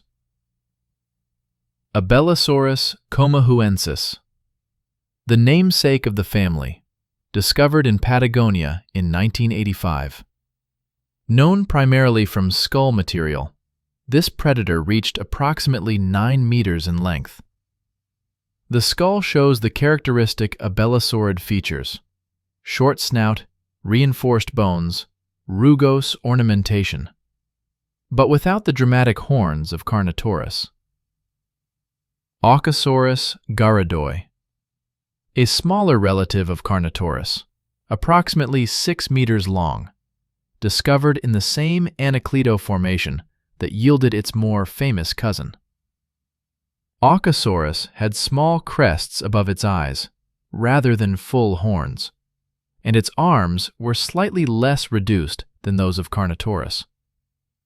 It may represent an earlier stage in the evolutionary trend toward extreme arm reduction. Scorpiovenidae bustingorii, a 7.5-meter predator from the Huincal Formation of Argentina. The name means scorpion hunter, not because it ate scorpions, but because scorpions were abundant at the excavation site. Scorpiovenidae had a notably rough, textured skull surface, suggesting elaborate soft tissue structures in life. Giganotosaurus novasi, another Argentine abelisaurid, reaching perhaps 10 to 11 meters. The skull was particularly robust, even by abelisaurid standards, with extremely thick bones around the eye sockets. But South America was only one province of the abelisaurid empire. These predators reached their greatest diversity elsewhere. The island continent killers. Madagascar separated from the Indian subcontinent approximately 88 million years ago, becoming an isolated island in the Indian Ocean. For the remaining 22 million years of the Cretaceous, Madagascan dinosaurs evolved in isolation, developing unique forms found nowhere else. The apex predator of Cretaceous Madagascar was Majungasaurus crenatissimus, and it is one of the most thoroughly studied dinosaurs ever discovered. Multiple specimens of Majungasaurus have been recovered, including several complete skulls and substantial postcranial material. This wealth of fossils allows us to understand this predator in extraordinary detail.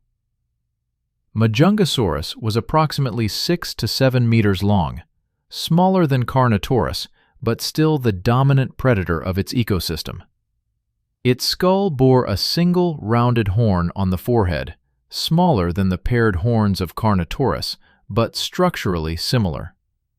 The teeth were relatively small, with slight variations that may indicate different feeding strategies at different life stages.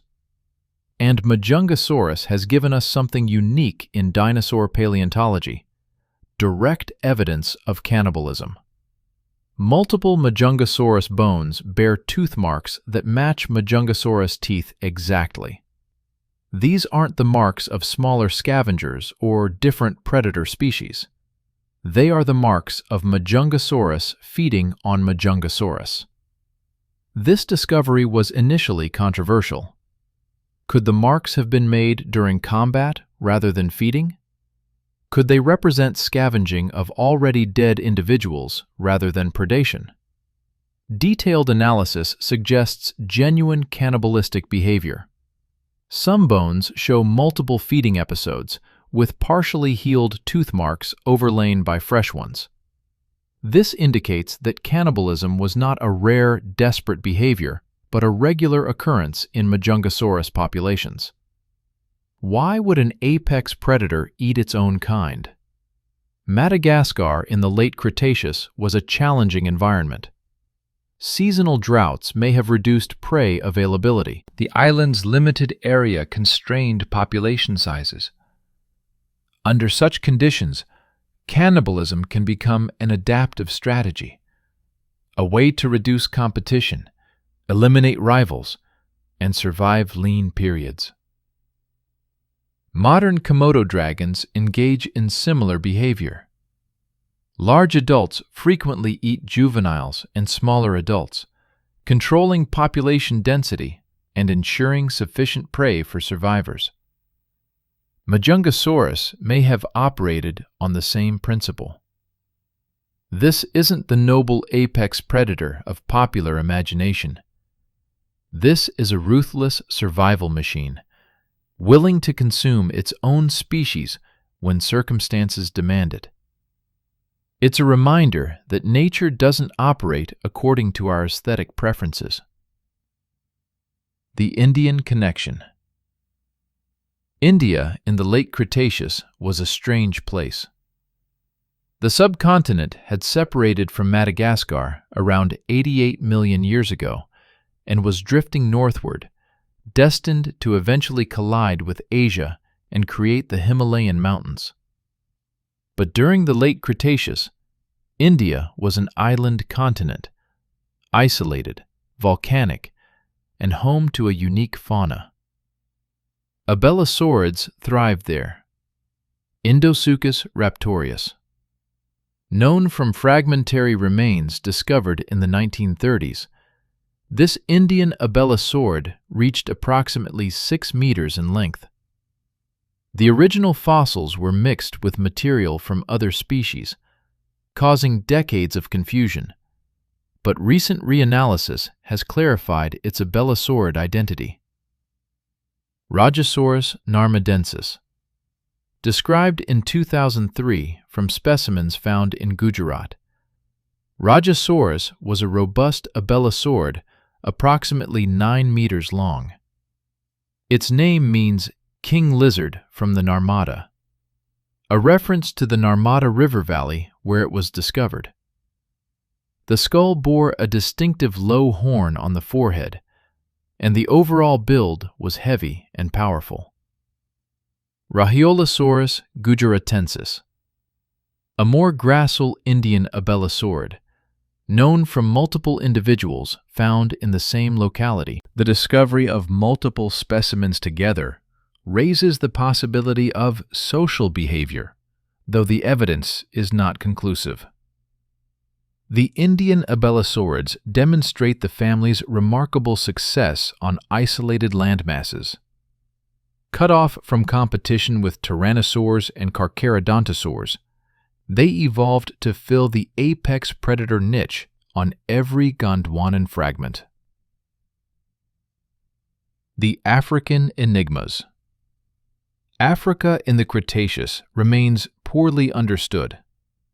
The fossil record is fragmentary, the geological formations are widely scattered, and political instability has hampered sustained research in many regions. But what we have found suggests that abelisaurids ruled there too. Rugops primus. A 6-meter abelisaurid from the Echkar Formation of Niger, dating to approximately 95 million years ago. Rugops had an unusually rough, textured skull surface. The name means first wrinkle face, with rows of pits and grooves that may have supported elaborate display structures in life. Some researchers have suggested Rugops was primarily a scavenger rather than an active predator, based on its relatively weak jaw construction. Cryptops paleos. Another Nigerian abelisaurid, known from a partial skull that shows evidence of a keratinous covering. Essentially, the face was sheathed in a beak-like structure. This is unusual for a large theropod and suggests specialized feeding behavior. Spectrovenator ragii, a Brazilian abelisaurid, technically South American, but Brazil and Africa were still relatively close during its lifetime. That shows transitional features between early and late abelisaurid forms. The African abelisaurid record is frustratingly incomplete. We know they were there, we know they were diverse, but the details of their biology, their relationships, and their ecological roles remain largely mysterious. Future expeditions to the Saharan regions of Niger, Morocco, Algeria, and Egypt may eventually reveal the full scope of African abelisaurid evolution. For now, we can only glimpse shadows of what must have been a remarkable radiation. Speed demons. One aspect of abelisaurid biology deserves special attention. They were fast. Biomechanical analysis of abelisaurid limb proportions reveals animals built for speed. The hind limbs were long relative to body size, with elongated metatarsals that increased stride length. The tail was relatively short and light, reducing drag during running. The overall build was lean and athletic compared to the more massive tyrannosaurs and Carcharodontosaurs. Carnotaurus in particular stands out as a potential speed specialist. Its limb proportions fall within the range of cursorial, running-adapted animals. Estimates of maximum speed vary, but several studies suggest Carnotaurus could have reached 48 to 56 kilometers per hour in short bursts. For comparison, Tyrannosaurus Rex was probably limited to 20 to 30 kilometers per hour.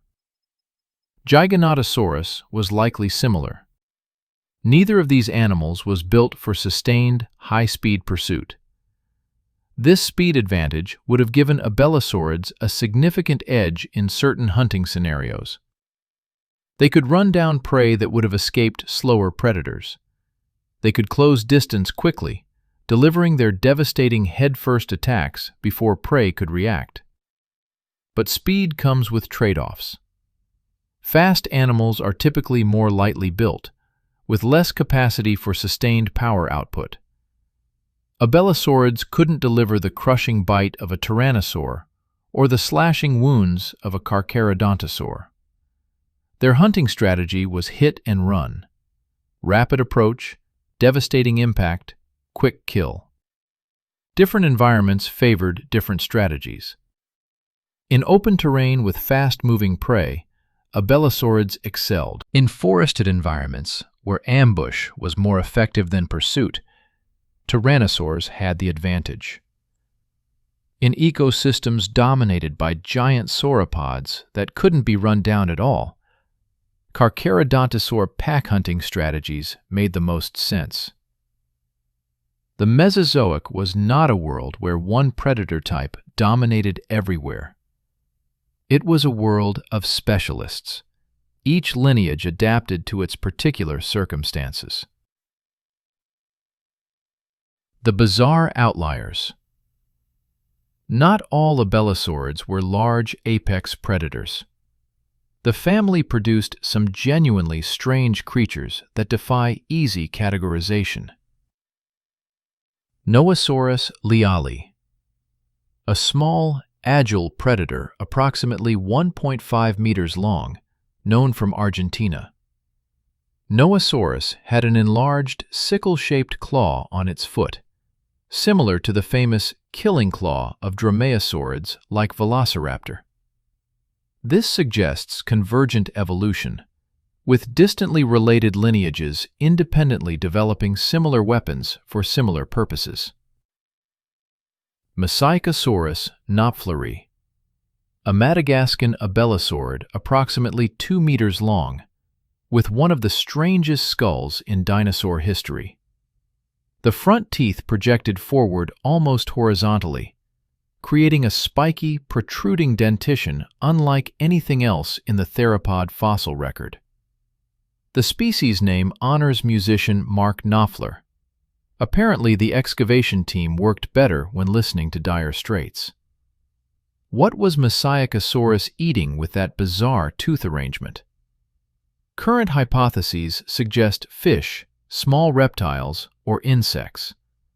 The forward-projecting teeth would have been excellent for snatching quick-moving prey from the ground or shallow water. This was not an apex predator, but an opportunistic hunter of small game. Lemursaurus inextricabilis, a Chinese abelisauroid, technically outside the abelisaurid family but closely related, that underwent dramatic changes during growth. Juveniles had teeth. Adults were completely toothless, with beaked jaws similar to modern birds. This ontogenetic shift suggests that juvenile and adult Lemursaurus had completely different diets, occupying different ecological niches at different life stages. These outliers remind us that dinosaur families were not monolithic. Within any successful lineage, evolution explored multiple possibilities, producing specialists, generalists, and outright oddities alongside the mainstream forms. The final days. Abelisaurids survived until the very end. When the asteroid struck 66 million years ago, Carnotaurus and its relatives were still thriving in South America. Majungasaurus still ruled Madagascar. Indian abelisaurids still dominated their island continent. Unlike the Carcharodontosaurs, which had vanished millions of years earlier, the abelisaurids faced the extinction event as established apex predators. They died alongside the tyrannosaurs, the hadrosaurids, the ceratopsians, the sauropods, and every other non-avian dinosaur. Whatever advantages they had developed over their 100-million-year evolutionary history couldn't save them from the global catastrophe that ended the Mesozoic. But their legacy is significant. The abelisaurids proved that there wasn't just one way to be a successful apex predator. You didn't need long arms. You didn't need a crushing bite. You didn't need the body plan that worked for tyrannosaurs. Evolution could produce entirely different solutions: reinforced skulls, vestigial limbs, speed-specialized builds. And those solutions could succeed for tens of millions of years across multiple continents. Tyrannosaurus Rex was not the template for apex predator success. It was one of many templates, each effective in its own way. The comparison nobody makes. Let's put Carnotaurus and Tyrannosaurus Rex side by side, because this comparison reveals something important about how we evaluate prehistoric predators. Size, advantage.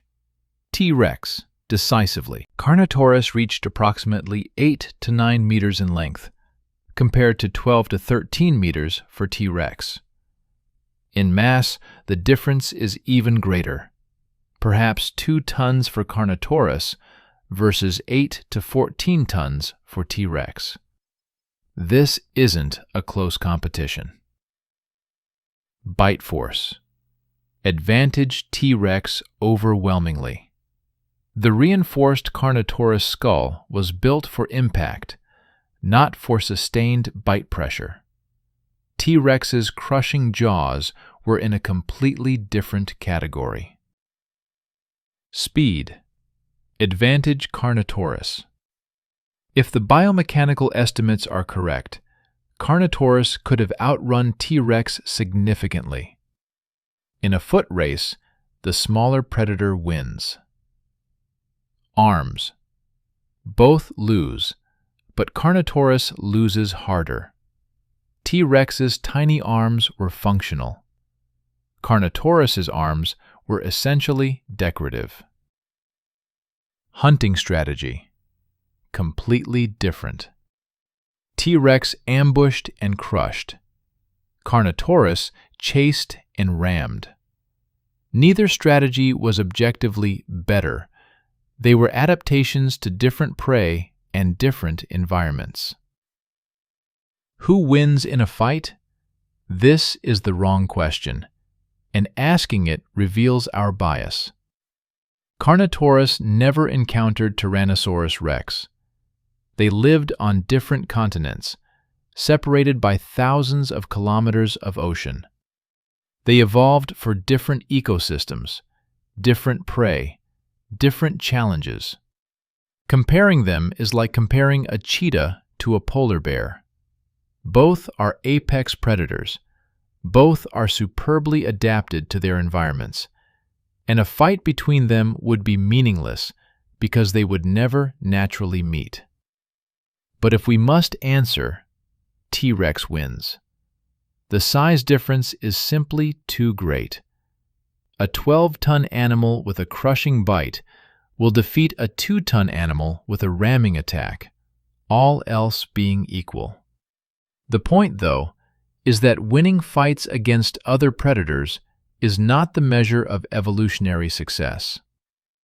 Abelisaurids were successful because they survived for over 100 million years, spread across multiple continents, developed innovative hunting strategies, and produced dozens of species adapted to various ecological niches. By that standard, the abelisaurids were every bit as successful as the tyrannosaurs.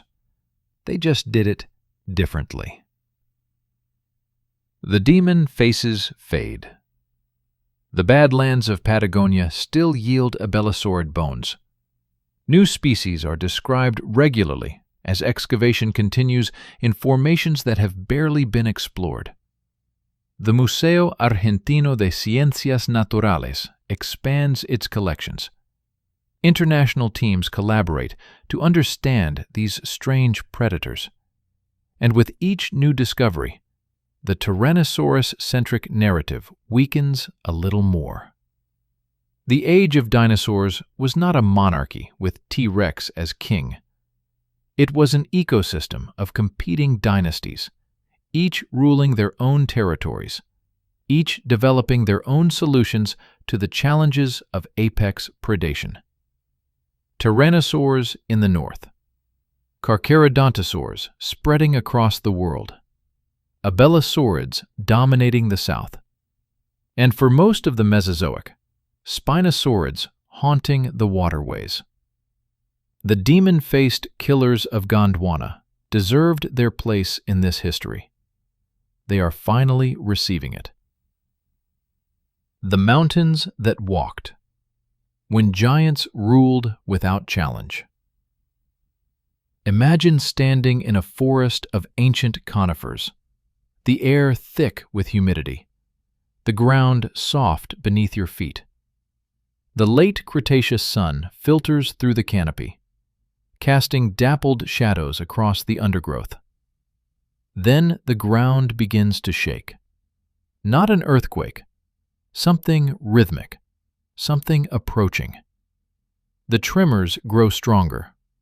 Trees at the edge of a clearing begin to sway, not from wind, but from vibrations traveling through the earth itself.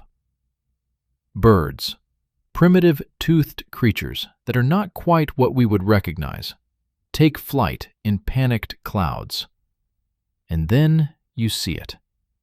A leg emerges from the forest, a pillar of muscle and bone thicker than a redwood trunk. It rises 4 meters before reaching the body it supports. The foot that settles on the ground is circular, elephant-like, but larger than a dinner table. The impact sends a shock wave you can feel in your chest. The creature continues walking. More legs follow. The body comes into view. A barrel-shaped torso the size of a house, ribs arching overhead like the vaulted ceiling of a cathedral. The neck extends forward and upward, seeming to go on forever. 12 meters of vertebrae and muscle reaching toward the treetops. And finally, almost as an afterthought, a head. Small relative to the body, but still the size of a refrigerator, with nostrils positioned high on the skull and teeth like massive pegs designed for stripping foliage. This is Argentinosaurus huinculensis, 70 tons of living flesh walking across a Cretaceous floodplain, the largest land animal that has ever existed or likely ever will exist. And it is not alone. Behind it, more shapes emerge from the forest. A herd, perhaps 30 individuals, adults and juveniles together, moving across the landscape like a mountain range come to life. This is the world that predators like Giganotosaurus and Mapusaurus faced. This is the prey that made them evolve to such extraordinary sizes. This is the true scale of the Mesozoic era, not the 13-meter Tyrannosaurus, but the creatures that made apex predators look like parasites. The problem of extreme size. How do you become the largest animal that has ever walked on land? This is not a trivial question. Size imposes constraints. Physics doesn't negotiate.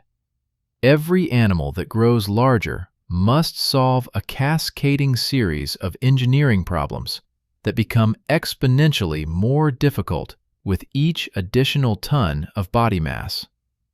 The first problem is structural. Bones must support weight. As an animal doubles in length, its weight increases by a factor of 8, the cube of the linear increase. But the strength of bones only increases by a factor of 4, the square of the linear increase. This is the square-cube law, and it is merciless. Scale up an elephant to 10 times its length, and its legs would snap like dry pasta under the impossible burden. Sauropods solved this problem through architectural innovation. Their leg bones were arranged in columnar fashion, like the pillars of a Greek temple, with weight transmitted directly downward through the shaft rather than at an angle. Their feet were supported by massive pads of cartilage and connective tissue that distributed load across a wide area. Their spines were reinforced with interlocking vertebrae and powerful ligaments that created a suspension bridge structure, supporting the weight of neck and tail without compressing the body cavity. The second problem is respiratory. Large animals need enormous amounts of oxygen to fuel their metabolism. A 70-ton sauropod required a circulatory system that could deliver oxygen to every cell of that massive body, including cells at the end of a 12-meter neck elevated far above the heart. Sauropods solved this through a breathing system borrowed from their relatives, the dinosaurs that would eventually become birds. They had air sacs, extensions of the respiratory system that penetrated deep into the body cavity and even into the bones themselves. This allowed them to extract oxygen more efficiently than any mammal could achieve, maintaining flow-through ventilation even in their enormous bodies. The third problem is thermal. Large animals produce tremendous amounts of metabolic heat. A body the size of Argentinosaurus, if it were truly warm-blooded, would have cooked itself from the inside out. Yet if sauropods were cold-blooded, they couldn't have sustained the activity levels suggested by their trackways and global distribution. The solution was what paleontologists call gigantothermy, using size itself as a thermal regulator.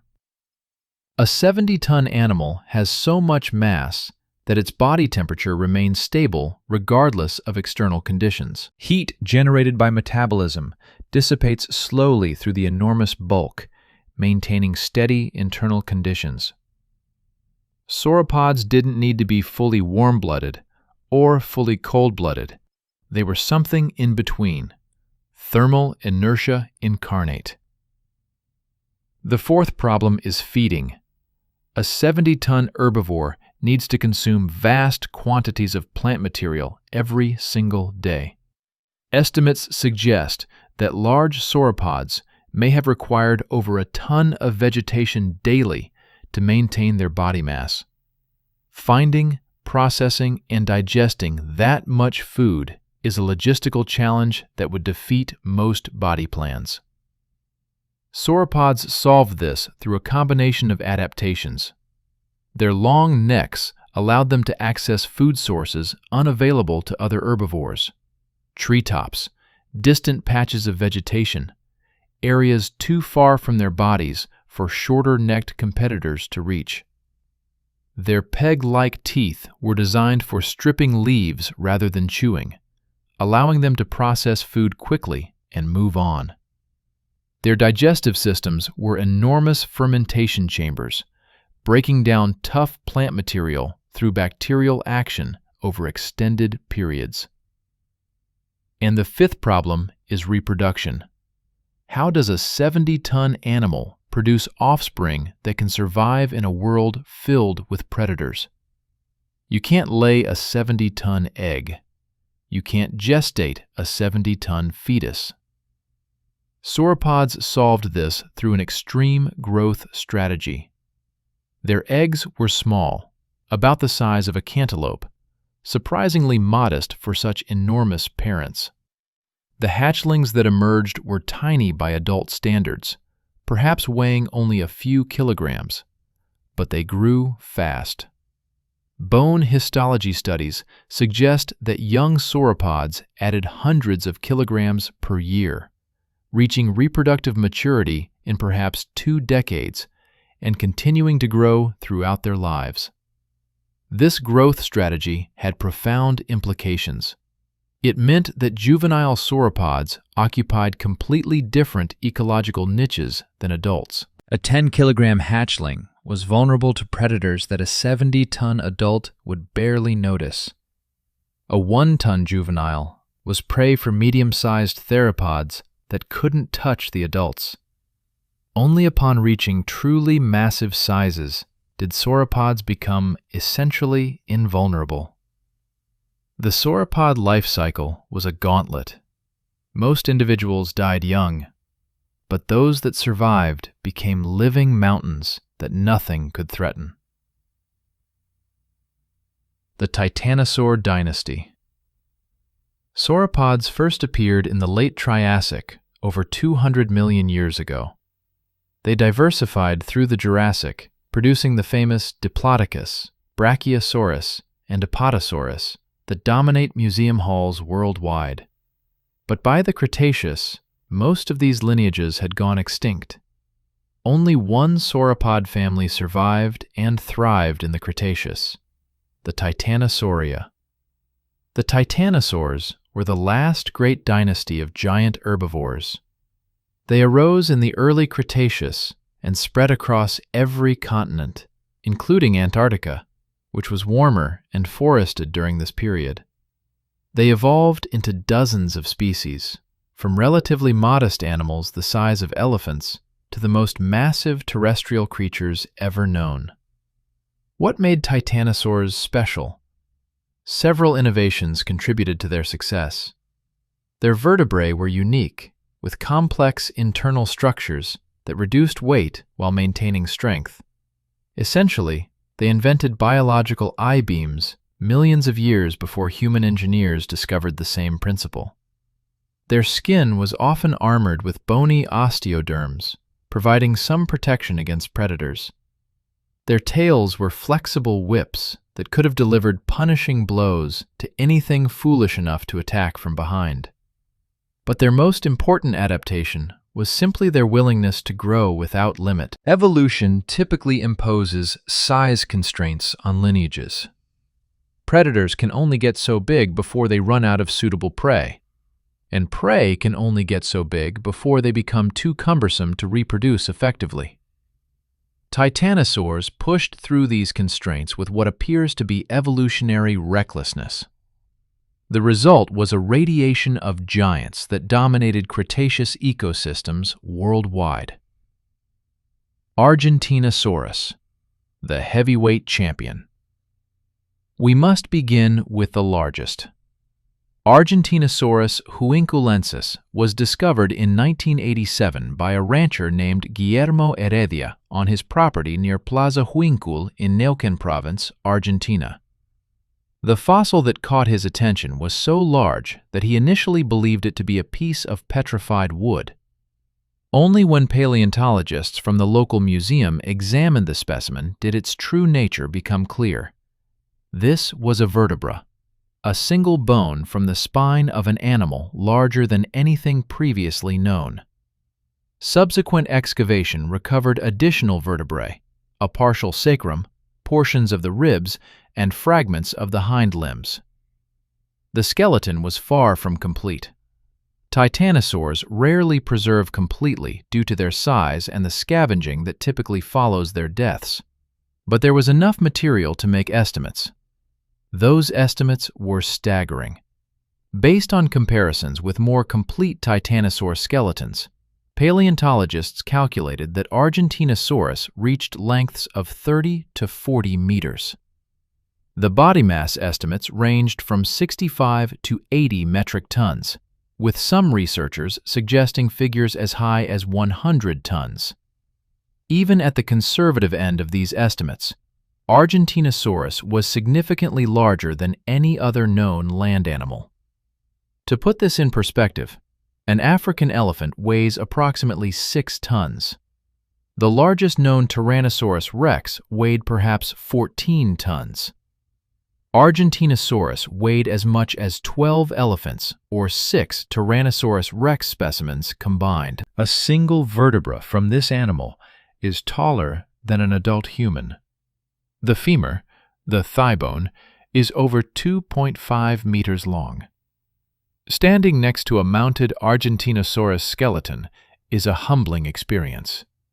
The human form becomes insect-like, irrelevant, dwarfed by the sheer scale of what evolution once produced. How did such a creature live? The Huincul Formation, where Argentinosaurus was discovered, represents a floodplain environment with seasonal variations in water availability. Forests of conifers and flowering plants provided food. Rivers crisscrossed the landscape, offering water and dispersal corridors.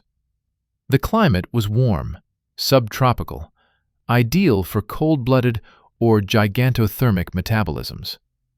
Argentinosaurus would have moved through this landscape in herds, following vegetation patterns as seasons changed. Adults would have been essentially immune to predation. Even a pack of Mapusaurus would have struggled to bring down a healthy, fully grown individual. Juveniles, however, were vulnerable, and the same formations that yield Argentinosaurus bones also yield the predators that hunted them: Mapusaurus, Giganotosaurus, and their relatives.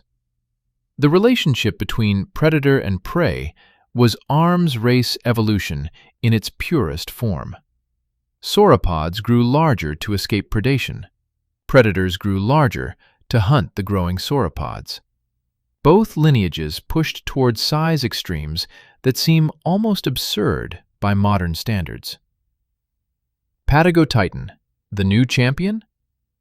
In 2017, a new contender for the title of largest land animal was announced. Patagotitan majorum was discovered in 2008 when a farm worker in Chubut Province, Argentina, noticed a fossil bone protruding from the ground. He reported the find to the local museum, and excavation began. What emerged over the following years was extraordinary. 6 partial skeletons of the same species found in close proximity, representing the most complete record of a truly giant titanosaur ever discovered. The specimens ranged from juveniles to adults, allowing researchers to study growth patterns and size variation within the species. The largest individuals reached approximately 31 meters in length, with body mass estimates around 55 to 70 metric tons. These figures are slightly lower than the highest estimates for Argentinosaurus, But Patagotitan has a crucial advantage. The fossils are much more complete. Size estimates for Argentinosaurus are based on fragmentary remains extrapolated using proportions from smaller, better-known species. Patagotitan's estimates are based on actual bones from actual individuals. Some researchers have suggested that Argentinosaurus may actually be overestimated, and that Patagotitan represents the true upper limit of titanosaur size. Others argue that the Argentinosaurus specimens come from exceptionally large individuals, while the Patagotitan specimens represent typical adults. The debate continues. What is not in debate is the scale of these animals. Whether Argentinosaurus weighed 70 tons or 100 tons, whether Patagotitan was larger or smaller, both creatures were so massive that they defy intuitive comprehension. We have no modern analogs. Nothing alive today approaches these dimensions. The largest land animal currently living, the African bush elephant, maxes out at around 10 tons. The largest dinosaur is 7 to 10 times that mass. The difference is not incremental. It is categorical. Dreadnoughtus, the complete giant. If Argentinosaurus is the largest, and Patagotitan is the best known, then Dreadnoughtus shrani is the most complete. Discovered in Patagonia in 2005 by a team led by Kenneth Lacovara, Dreadnoughtus is represented by a skeleton that is over 70% complete. Extraordinary for any dinosaur. Unprecedented for a giant titanosaur. The preserved bones include the skull, nearly all of the vertebrae, the complete shoulder and hip girdles, most of the limbs, and substantial portions of the ribs. Lacovara named his discovery after the early 20th century battleships, dreadnoughts, that revolutionized naval warfare. The name means fears nothing, and it's appropriate. A healthy adult Dreadnoughtus, like all giant titanosaurs, would have had no predators. Size estimates for Dreadnoughtus have been controversial.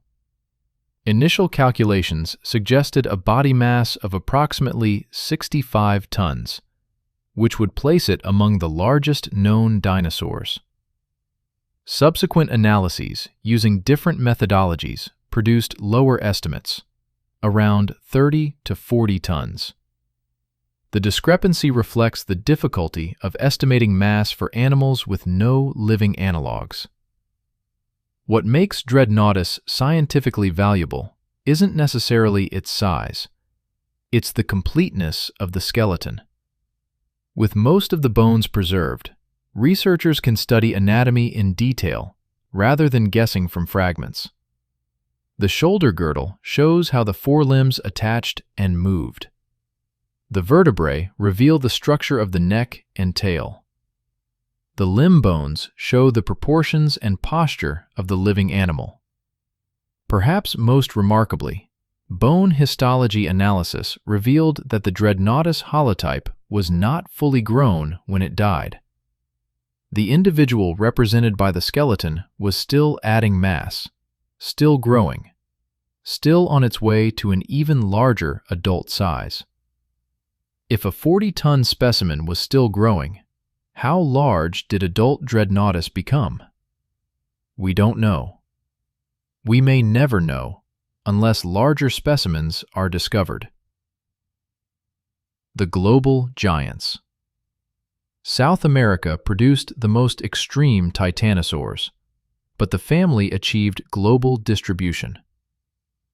Alamosaurus sanjuanensis, North America's only known giant titanosaur, named for the Ojo Alamo Formation of New Mexico. This species reached lengths of 30 meters and may have weighed over 70 tons, making it comparable to the South American giants. Alamosaurus appears in the fossil record approximately 70 million years ago, apparently migrating from South America after a land bridge formed between the continents.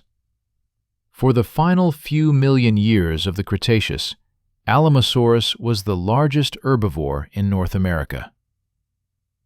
Paralititan stromeri, one of the largest known African dinosaurs, discovered in the Baharia Formation of Egypt, the same deposits that yielded the original Spinosaurus specimens.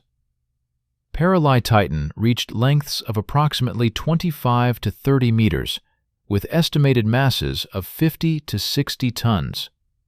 It lived alongside Spinosaurus and Carcharodontosaurus in the complex Chem-Chem ecosystem, providing prey for the land-based Carcharodontosaurs. Pseudolonchosaurus ducai, another Argentine giant known from a remarkably complete skeleton. Pseudolonchosaurus reached approximately 30 meters in length, with an extremely long neck that allowed it to browse at heights inaccessible to other herbivores. Puertosaurus rayuli, known from only 4 vertebrae, but those vertebrae are among the largest ever discovered. A single dorsal vertebra measures 1.68 meters across, wider than many cars. Size estimates based on this limited material suggest an animal comparable to or larger than Argentinosaurus. Notocolossus gonzalez parehasi, another fragmentary giant from Patagonia, with a humerus that measures 1.76 meters in length. Scaling from this single bone suggests an animal of truly enormous proportions. The pattern is clear. Titanosaurs achieved extreme sizes repeatedly in multiple lineages on multiple continents. Giant size was not an accident or a fluke. It was a strategy that titanosaurs pursued relentlessly, pushing the boundaries of what terrestrial physiology could support. The long neck question. Why did sauropods have such extraordinarily long necks? This seems like an obvious question with an obvious answer: to reach food that other herbivores couldn't access. And that answer is partially correct. But the full story is more complicated. The longest sauropod necks exceeded 15 meters in length. That's further than a giraffe is tall, by a factor of 3. No other land animal has ever approached these proportions. Why were such extreme necks evolutionarily favored? Hypothesis 1. High browsing. The traditional explanation holds that sauropods used their necks to reach treetops, accessing foliage that smaller herbivores couldn't touch. This created a unique ecological niche, reducing competition and allowing sauropods to exploit otherwise inaccessible resources. Evidence supports this hypothesis for some species. Brachiosaurus and its relatives had elongated forelimbs that tilted the body upward, allowing the neck to reach even higher. Fossil trackways show that some sauropods walked beneath forest canopies.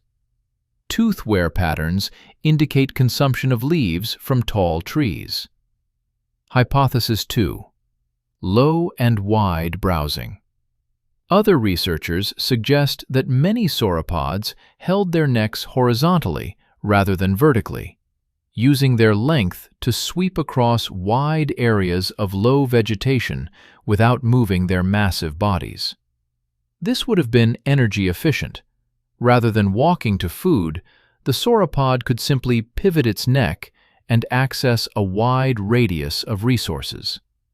Evidence supports this hypothesis for other species. Diplodocus and its relatives had necks structured for horizontal rather than vertical positioning. The neural spines suggest limited dorsal flexibility. Computer models show that energy expenditure for low browsing would have been significantly less than for high browsing. Hypothesis 3. Sexual selection. Perhaps the most intriguing hypothesis suggests that long necks evolved at least partly for display purposes. Male giraffes use their necks in combat, swinging them at rivals in dramatic fights called necking. Male sauropods may have done something similar, with longer-necked individuals winning more mating opportunities. Evidence for this hypothesis is indirect. Sexual dimorphism is difficult to detect in fossils, but the extreme length of some sauropod necks, far longer than would seem necessary for feeding alone, suggests that other selective pressures were involved. The true answer probably involves all three factors, varying in importance across different species and environments. Sauropod necks were multifunctional tools, adapted for feeding, display, and combat in proportions that varied depending on ecological context. The armor question. Many titanosaurs carried something unusual for sauropods: armor. Osteoderms, bony deposits embedded in the skin, have been found associated with numerous titanosaur species. These range from small, pebble-like nodules scattered across the body to large, prominent scutes positioned along the back and flanks. The pattern varies between species, suggesting multiple independent origins of armored skin within the titanosaur family. Why would a 70-ton animal need armor? The obvious answer, protection from predators, may not be correct. An adult Argentinosaurus was simply too large for any known predator to tackle. Even a pack of Mapusaurus would have struggled to bring down a healthy giant. The armor would have been irrelevant for animals that had already escaped the predation risk window. Alternative hypotheses focus on other functions. Temperature regulation. Osteoderms could have assisted with thermoregulation, acting as heat exchangers or insulation, depending on their structure and blood supply. Mineral storage. The bony deposits could have served as calcium reservoirs, particularly useful for egg-laying females who needed large amounts of calcium to produce shells. Intraspecific combat. Male titanosaurs may have engaged in shoving matches or body-slamming contests, where armor provided protection against rivals of the same species. Juvenile protection. Perhaps the armor was more developed in juveniles, who actually faced predation risk and became vestigial in adults. Ontogenetic studies of armor development could test this hypothesis. Display. Large, prominent osteoderms could have served visual signaling functions, indicating species identity, individual fitness, or social status. The armor question remains open. We don't have enough complete titanosaur specimens with preserved skin impressions to map armor distribution across the body. And without that information, function is difficult to determine. Life in the herd. Titanosaurs were social animals. Multiple lines of evidence support this conclusion. Mass death assemblages, sites where multiple individuals died together, have been found for several species, including Patagotitan and Mapusaurus, the latter preying on the former. Trackway sites show parallel paths, suggesting coordinated movement. Nesting grounds with multiple egg clutches indicate communal breeding behavior. What did a titanosaur herd look like? Based on modern analogies with elephants and other large herbivores, we can reconstruct some aspects of titanosaur social behavior. Herds probably contained mixed age classes: adults, subadults, juveniles, and possibly even hatchlings traveling with the group. Adults would have provided protection for vulnerable young, through their sheer size and numbers. Juveniles would have learned migration routes, feeding techniques, and social behaviors by following older individuals. Herd size is difficult to estimate. Modern elephant herds typically contain 10 to 20 individuals, though larger aggregations occur seasonally. Titanosaur herds may have been similar in size, or potentially larger given the different predation pressures and resource availability of Cretaceous ecosystems. Movement patterns were probably determined by vegetation cycles. Sauropods required enormous quantities of food, and local areas would have been stripped of edible vegetation relatively quickly. Herds would have needed to move regularly, following plant growth patterns across the landscape. The ecological impact of a titanosaur herd must have been profound. 30 animals weighing 50 tons each would have consumed tens of thousands of kilograms of vegetation daily. Their footprints would have compacted soil, created water-collecting depressions, and altered drainage patterns. Their dung would have fertilized the ground, redistributed seeds, and provided food for countless smaller organisms. Titanosaurs were not just animals. They were ecosystem engineers, reshaping their environment simply by existing. The nesting grounds. In 1997, a remarkable discovery was announced from Patagonia. At Auca in Neuquén province, paleontologists found a nesting ground containing thousands of titanosaur eggs spread across a vast area. The eggs were spherical, approximately 15 centimeters in diameter, arranged in clutches of 15 to 40 eggs each. The site preserved multiple nesting horizons, indicating that titanosaurs returned to the same location to breed over many successive years. Even more remarkably, some of the eggs contained fossilized embryos, the first titanosaur embryos ever discovered. CT scanning revealed the developing skeletons inside the eggs, including skulls with distinctive titanosaur features. And draped over some of the embryonic bones was fossilized skin. The Auca embryos provided our first direct evidence of what titanosaur skin looked like. The preserved integument showed a pattern of small, non-overlapping scales, similar to the scales seen in lizards and crocodilians. There was no evidence of feathers or filaments. The nesting site also revealed aspects of titanosaur reproductive strategy.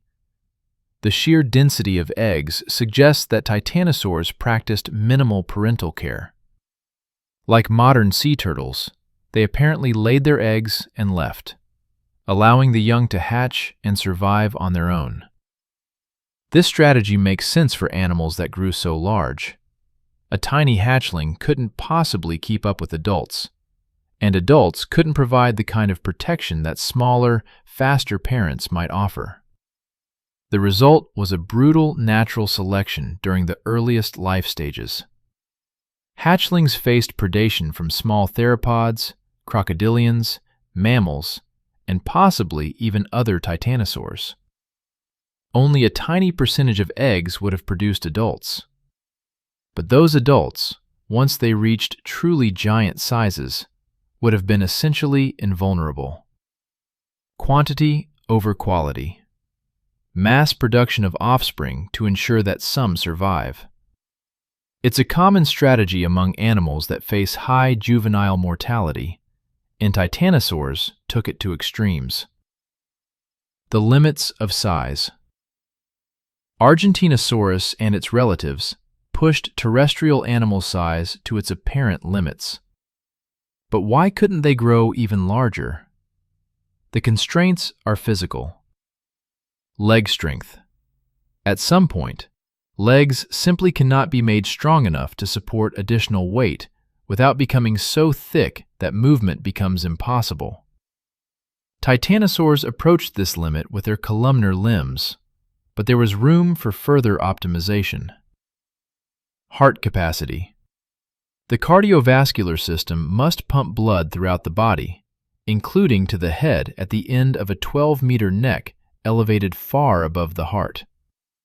Estimates suggest that sauropod hearts may have produced blood pressures of 500 to 600 millimeters of mercury, far higher than any living animal. There are limits to how much pressure biological tissue can withstand.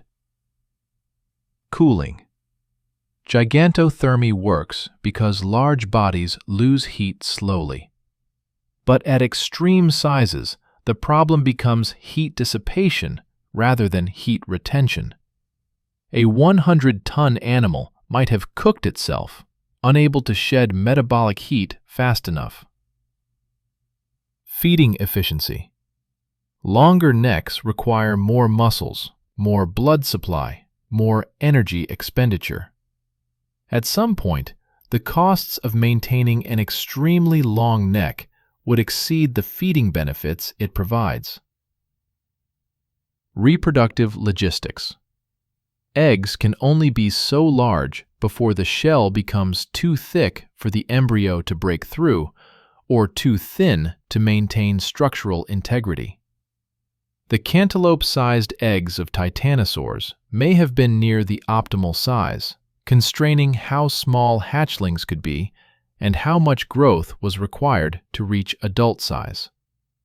Titanosaurs probably approached several of these limits simultaneously. The fact that multiple lineages converged on similar maximum sizes suggests that common constraints were operating across the family. Could a 200-ton land animal ever exist? Almost certainly not. The physical constraints are too severe. Argentinosaurus and its peers represent something close to the maximum size achievable by terrestrial vertebrate anatomy. The prey that shaped predators. Throughout our discussion of Mesozoic apex predators, we've repeatedly returned to the same point. They evolved in response to their prey. Giganotosaurus and Mapusaurus achieved their enormous sizes because they hunted Argentinosaurus and Patagotitan. Carnotaurus reached comparable dimensions because it faced Paralotitan and other African giants. Spinosaurus developed its bizarre adaptations because it hunted giant fish in North African waterways. Even Tyrannosaurus Rex, for all its fame, was shaped by the herbivores it hunted. The hadrosaurids and ceratopsians of late Cretaceous North America were themselves large, dangerous animals, not as massive as titanosaurs, but armored, alert, and capable of defending themselves.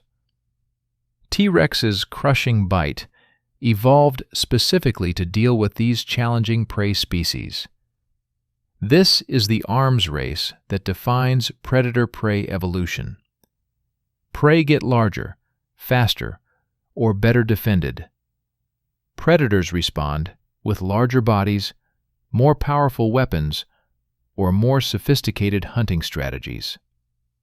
The cycle continues until physical or ecological limits are reached. The titanosaurs and their predators represent the culmination of this process. The largest land animals and the largest land predators locked in evolutionary competition for over 100 million years. The final herds. The asteroid that struck 66 million years ago ended everything. In the final days of the Cretaceous, titanosaur herds still walked the Earth. Alamosaurus in North America, various species in South America, Africa, India, Europe. The giants that had dominated terrestrial ecosystems for over 100 million years had no warning that their time was ending. The impact winter killed them all. Plants died without sunlight. Herbivores starved.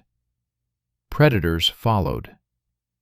Within perhaps 10,000 years, a geological eye blink, every non-avian dinosaur was gone. The mountains that walked fell silent. Modern paleontology has revealed the scope of what was lost. The titanosaurs were not a single type of animal, but an entire category. Dozens of species adapted to environments from floodplains to highlands to coastlines, varying in size from merely elephant-sized to the incomprehensible bulk of Argentinosaurus. They had survived volcanic eruptions, continental drift, climate change, and the rise and fall of other dinosaur dynasties. They had outlasted the Carcharodontosaurs, watched the Tyrannosaurs rise in the north, coexisted with the abelisaurids in the south. They were survivors, adaptable, successful beyond any other terrestrial lineage. And then they were gone. The Making of a King. How Culture Crowned Tyrannosaurus. The year is 1902. A man named Barnum Brown is picking his way through the broken badlands of Hell Creek, Montana, under a sky so vast it makes humans feel like insects. Brown is not an ordinary fossil hunter. He is the greatest dinosaur collector who has ever lived. A man who will eventually discover more dinosaur species than anyone before or since. He works for the American Museum of Natural History in New York, and he has a sixth sense for bones. His colleagues say he can smell fossils through solid rock. Today, that sense is telling him something important. The exposed cliff face in front of him contains something large, very large. The bone fragments scattered on the slope below are too massive to belong to any dinosaur he has previously excavated. He begins to dig, carefully, methodically, the way he has done hundreds of times before. What emerges over the following weeks will change paleontology forever. The skeleton is incomplete. They always are. But there is enough to recognize something extraordinary. The skull alone is over 4 feet long, studded with teeth the size of railroad spikes. The hind limb bones are thicker than telegraph poles. This is a predator built on a scale that Brown has never encountered. He ships the bones back to New York in wooden crates. The journey takes weeks. And when Henry Fairfield Osborn, the museum's president, finally examines the specimens, he understands immediately that he is looking at the discovery of a lifetime. 3 years later, in 1905, Osborn publishes his description. He chooses a name designed for maximum impact: Tyrannosaurus Rex, Tyrant Lizard King. It is, in retrospect, the most consequential act of scientific branding in history, the name that conquered the world. Names matter. Consider the competition that Tyrannosaurus Rex never faced. Giganotosaurus means giant southern lizard. Carcharodontosaurus means shark-toothed lizard. Spinosaurus means spine lizard. Mapusaurus means earth lizard. Majungasaurus means majunga lizard. These are descriptive names, scientific names, names that tell you something about the animal's anatomy or geographical origin. They are useful for paleontologists and forgettable for everyone else. But Tyrant Lizard King? That name tells a story. It makes a claim. It positions the animal not as one predator among many, but as the supreme ruler of an ancient world. The name itself argues for T-Rex's dominance before any evidence is presented. Osborn understood marketing in a way that few scientists of his era did. He knew that the American Museum of Natural History needed spectacular exhibits to attract donors and visitors. He knew that the public responded to narratives, not data. He knew that a king would generate more headlines than a large theropod from the late Cretaceous of North America. So he created a king. The scientific paper describing Tyrannosaurus Rex was accompanied by press releases sent to newspapers across America. Osborn gave interviews. He posed for photographs with the massive skull. He described T-Rex in language that would be familiar to any modern marketing executive. Unprecedented, ultimate, supreme. Was any of this justified by the evidence available in 1905? Absolutely not. In 1905, paleontologists had no idea what dinosaurs existed in South America, Africa, or most of Asia. The Kem beds of Morocco were unexplored. The Huincul Formation of Argentina was unknown. The Carcharodontosaurs that would eventually challenge T-Rex's size claims hadn't been discovered. Osborn was making extraordinary claims based on extraordinarily limited evidence. But the claims stuck because they were attached to a name that demanded attention. Tyrannosaurus Rex entered public consciousness not as a scientific hypothesis, but as a fact. The largest, most powerful, most terrifying predator ever to walk the earth. By the time evidence emerged to challenge this narrative, the narrative had become unassailable. The American monopoly. There's another factor that contributed to T-Rex's dominance, and it has nothing to do with the animal itself. Tyrannosaurus Rex was American. This matters enormously. In the early 20th century, the United States was emerging as a global superpower with vast resources, excellent scientific institutions, and a cultural confidence that bordered on arrogance. American paleontology was well-funded, professionally organized, and eager to prove that American fossils were the best fossils. The Hell Creek Formation, where T-Rex was discovered, stretches across Montana, North Dakota, South Dakota, and Wyoming. Accessible terrain in a wealthy, stable democracy. Excavation permits were easy to obtain. Universities and museums competed to fund expeditions. The bones flowed steadily into American collections, where they could be studied, displayed, and promoted. Compare this to the places where T-Rex's rivals would eventually be discovered. Egypt in 1912 was a British protectorate with limited scientific infrastructure. Ernst Stromer excavated Spinosaurus under challenging conditions, shipped the fossils to Germany, and watched them get destroyed in World War II. For 50 years after that bombing raid, Spinosaurus existed only as drawings and descriptions. Argentina, through most of the 20th century, faced economic instability, military coups, and international isolation. Paleontological funding was sporadic. International collaboration was complicated by politics and currency controls. Giganotosaurus sat in a provincial museum for decades before achieving global recognition. Morocco and Algeria were French colonies until the 1950s and 1960s, with paleontological infrastructure that served colonial interests rather than local scientific development. Post-independence, political instability hampered sustained research. Carcharodontosaurus remained fragmentary and poorly known until the 1990s. The pattern is clear. T-Rex dominated because it was discovered in a country that had the resources, stability, and cultural motivation to promote its dinosaurs aggressively. The southern giants were discovered in countries that couldn't compete on the same stage.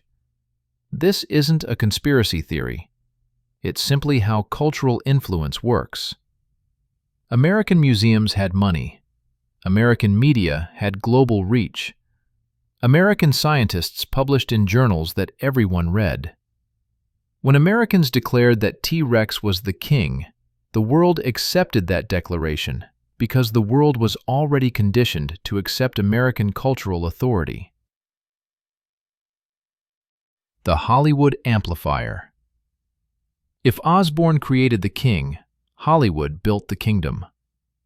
Moving pictures emerged as a mass medium in the early 20th century, and filmmakers quickly recognized that dinosaurs were excellent entertainment.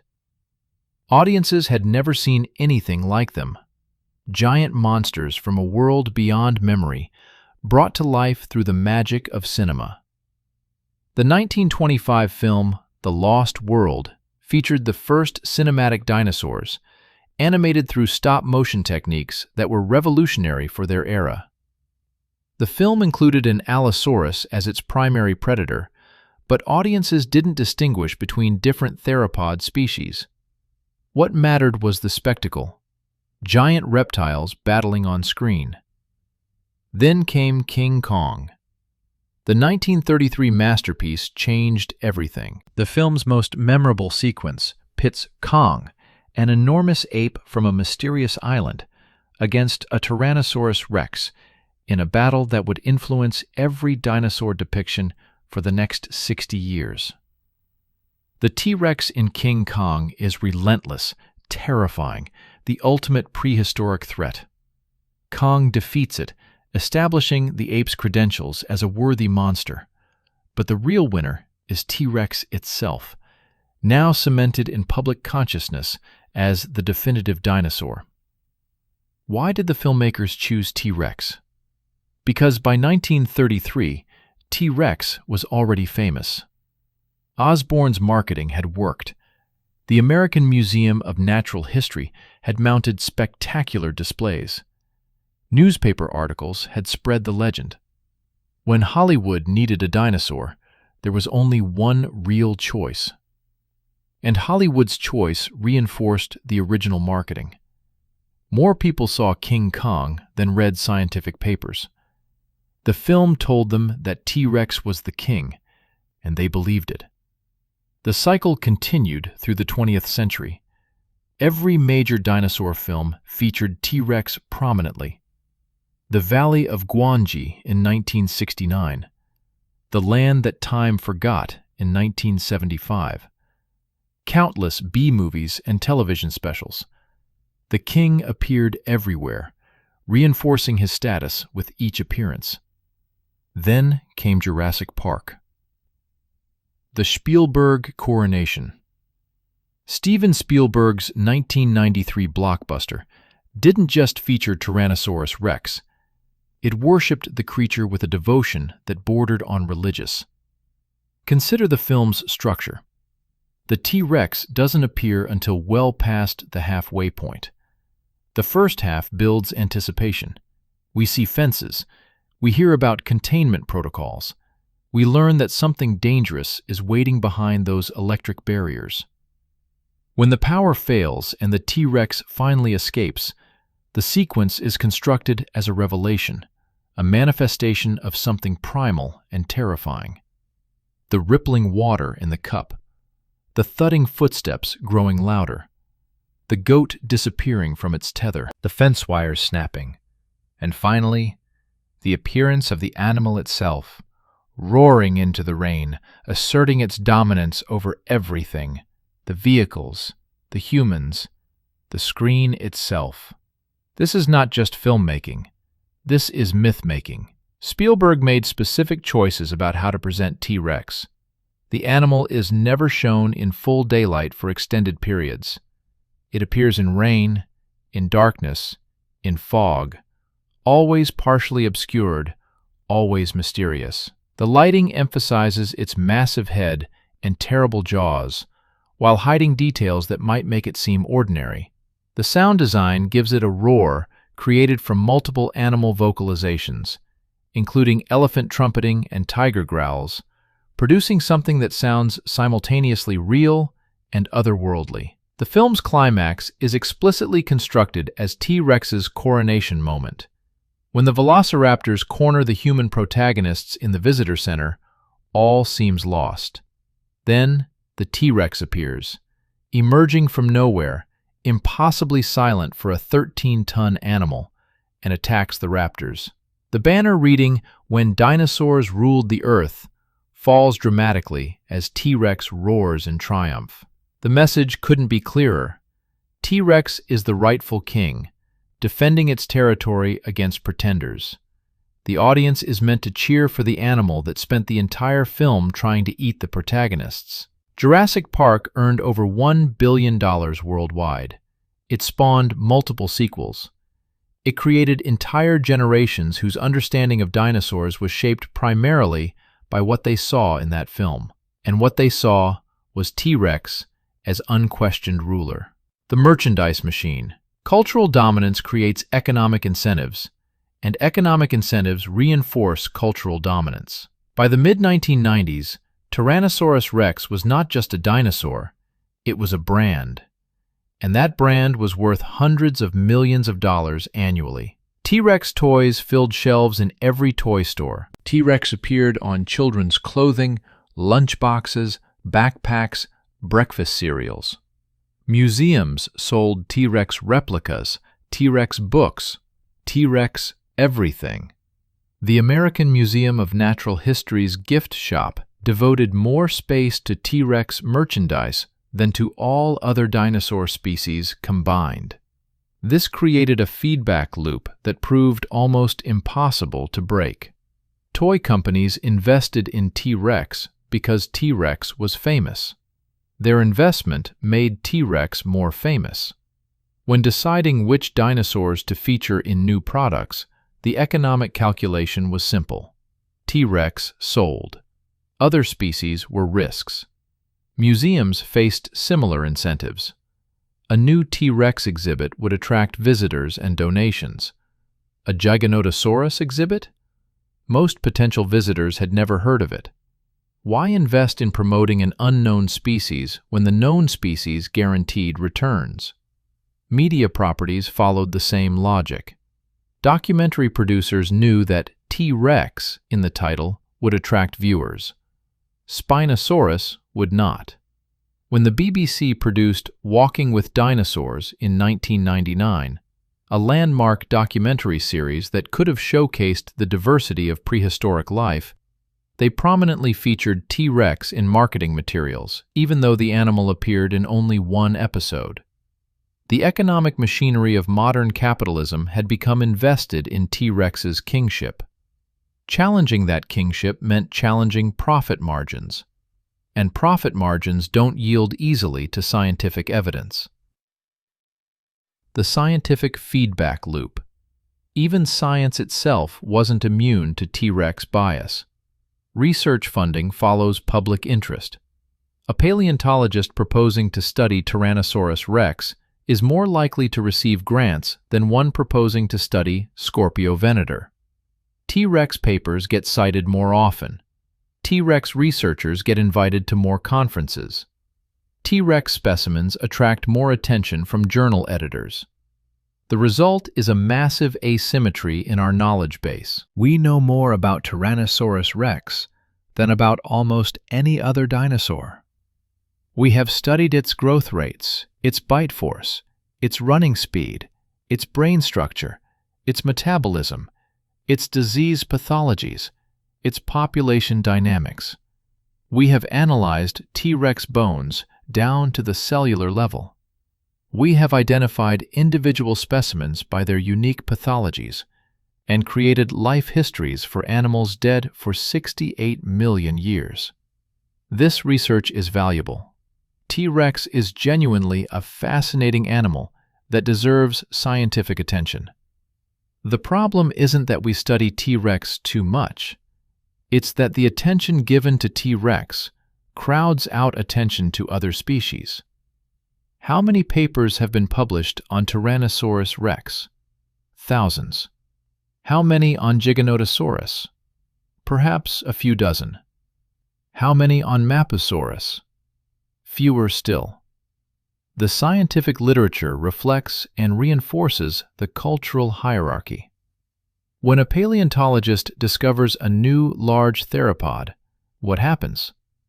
If they're lucky, they get a brief moment of media attention.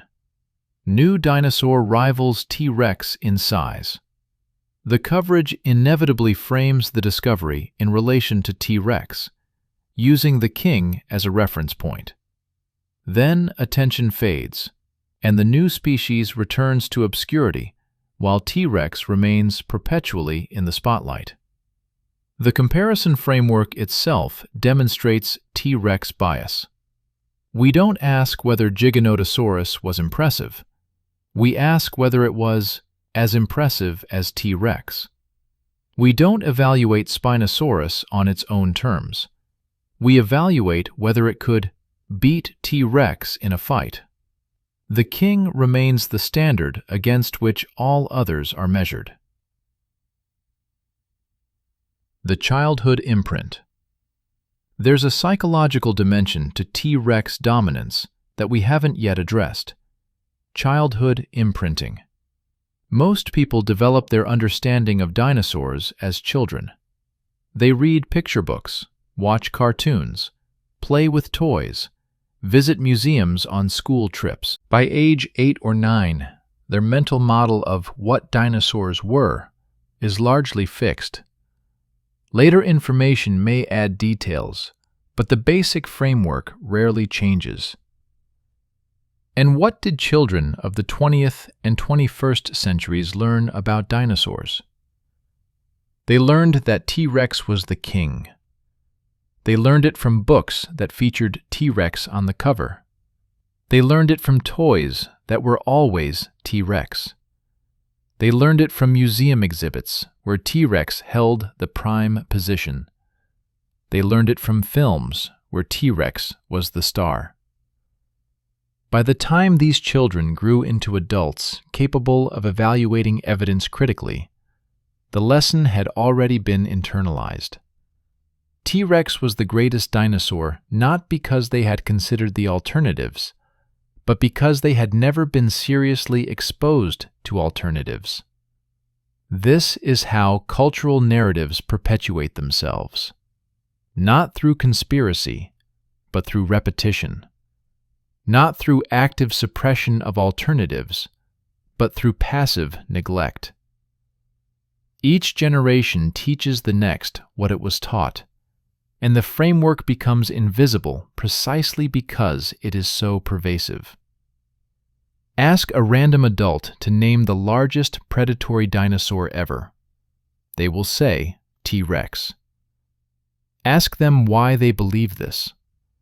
They will struggle to articulate a reason beyond, everyone knows that. Everyone knows it because everyone was taught it. Everyone was taught it because everyone knows it. The circle closes, and questioning it becomes almost unthinkable. The national symbol. Tyrannosaurus Rex has become, unofficially, America's dinosaur. This isn't accidental. T-Rex was discovered in America, studied by Americans, promoted by American institutions, and featured in American films. It represents something about American self-image: size, power, dominance, the apex of evolutionary achievement. During the 20th century, American cultural exports reshaped global understanding of countless subjects. American films defined what movies should look like. American music defined popular sound. American products defined consumer aspiration.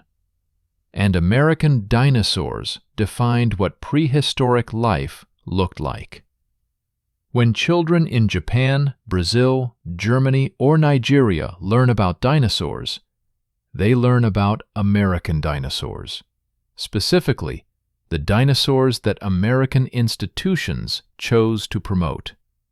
T-Rex sits at the center of that education, surrounded by supporting characters like Triceratops, Stegosaurus, and Brachiosaurus, all American species. The southern giants, Giganotosaurus, Mapusaurus, Carnotaurus, appear as footnotes if they appear at all. African and Asian species are barely mentioned. The Mesozoic world, as filtered through American cultural machinery, is a world where American dinosaurs ruled. This is cultural hegemony applied to paleontology.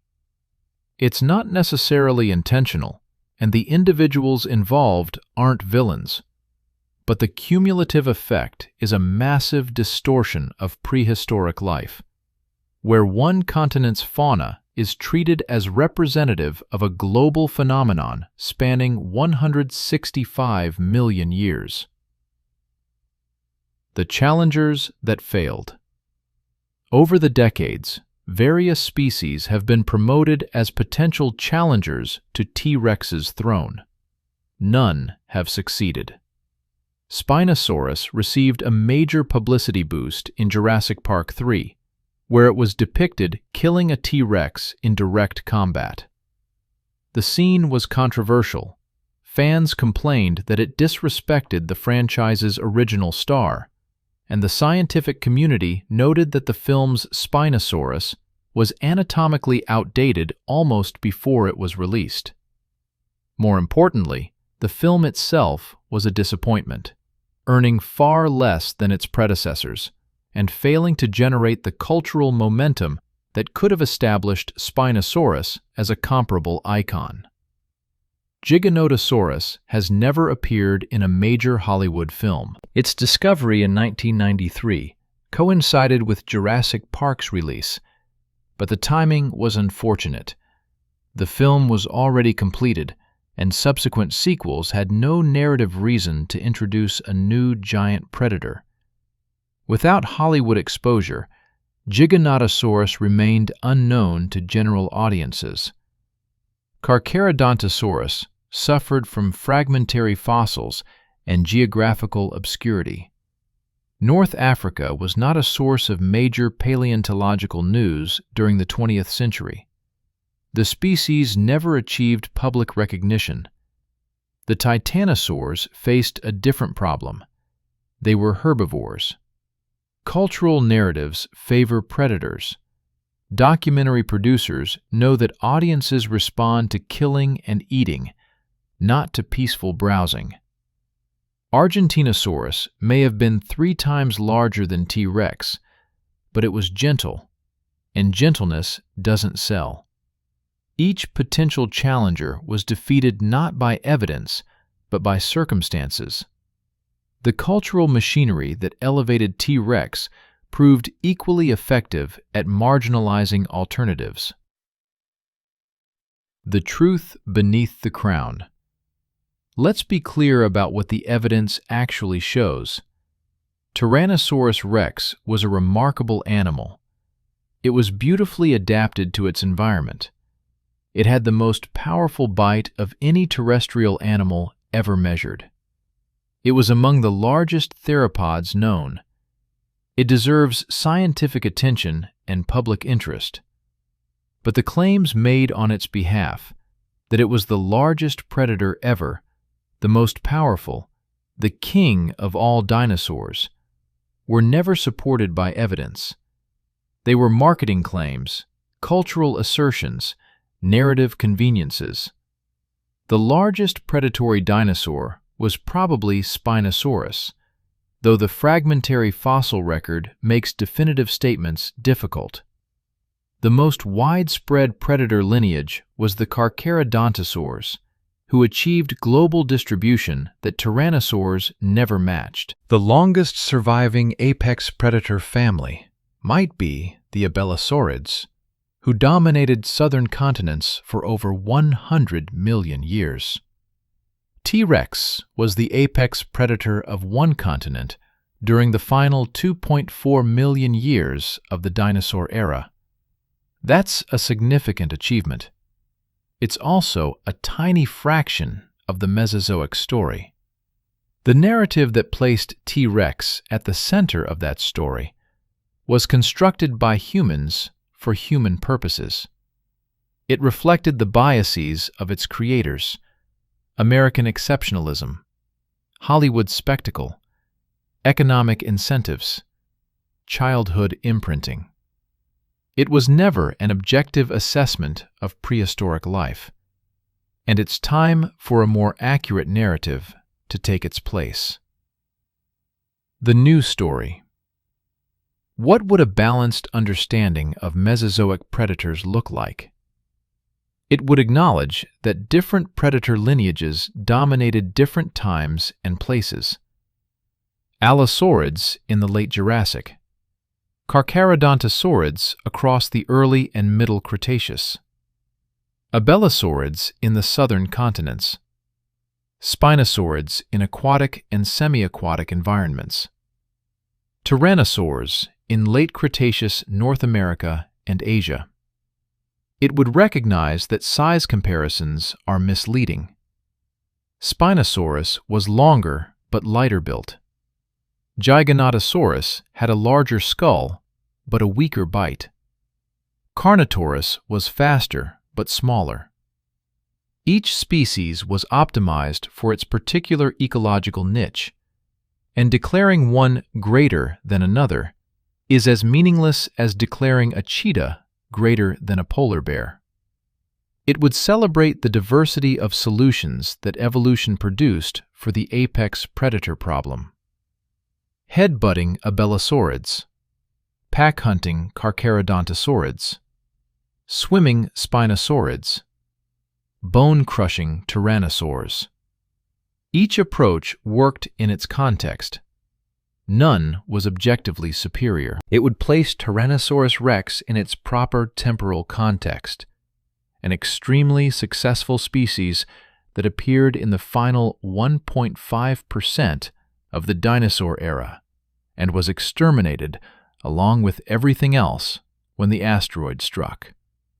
And it would distribute attention more equitably across the full range of Mesozoic predators, giving the southern giants and the aquatic specialists and the demon-faced killers their rightful places in our understanding.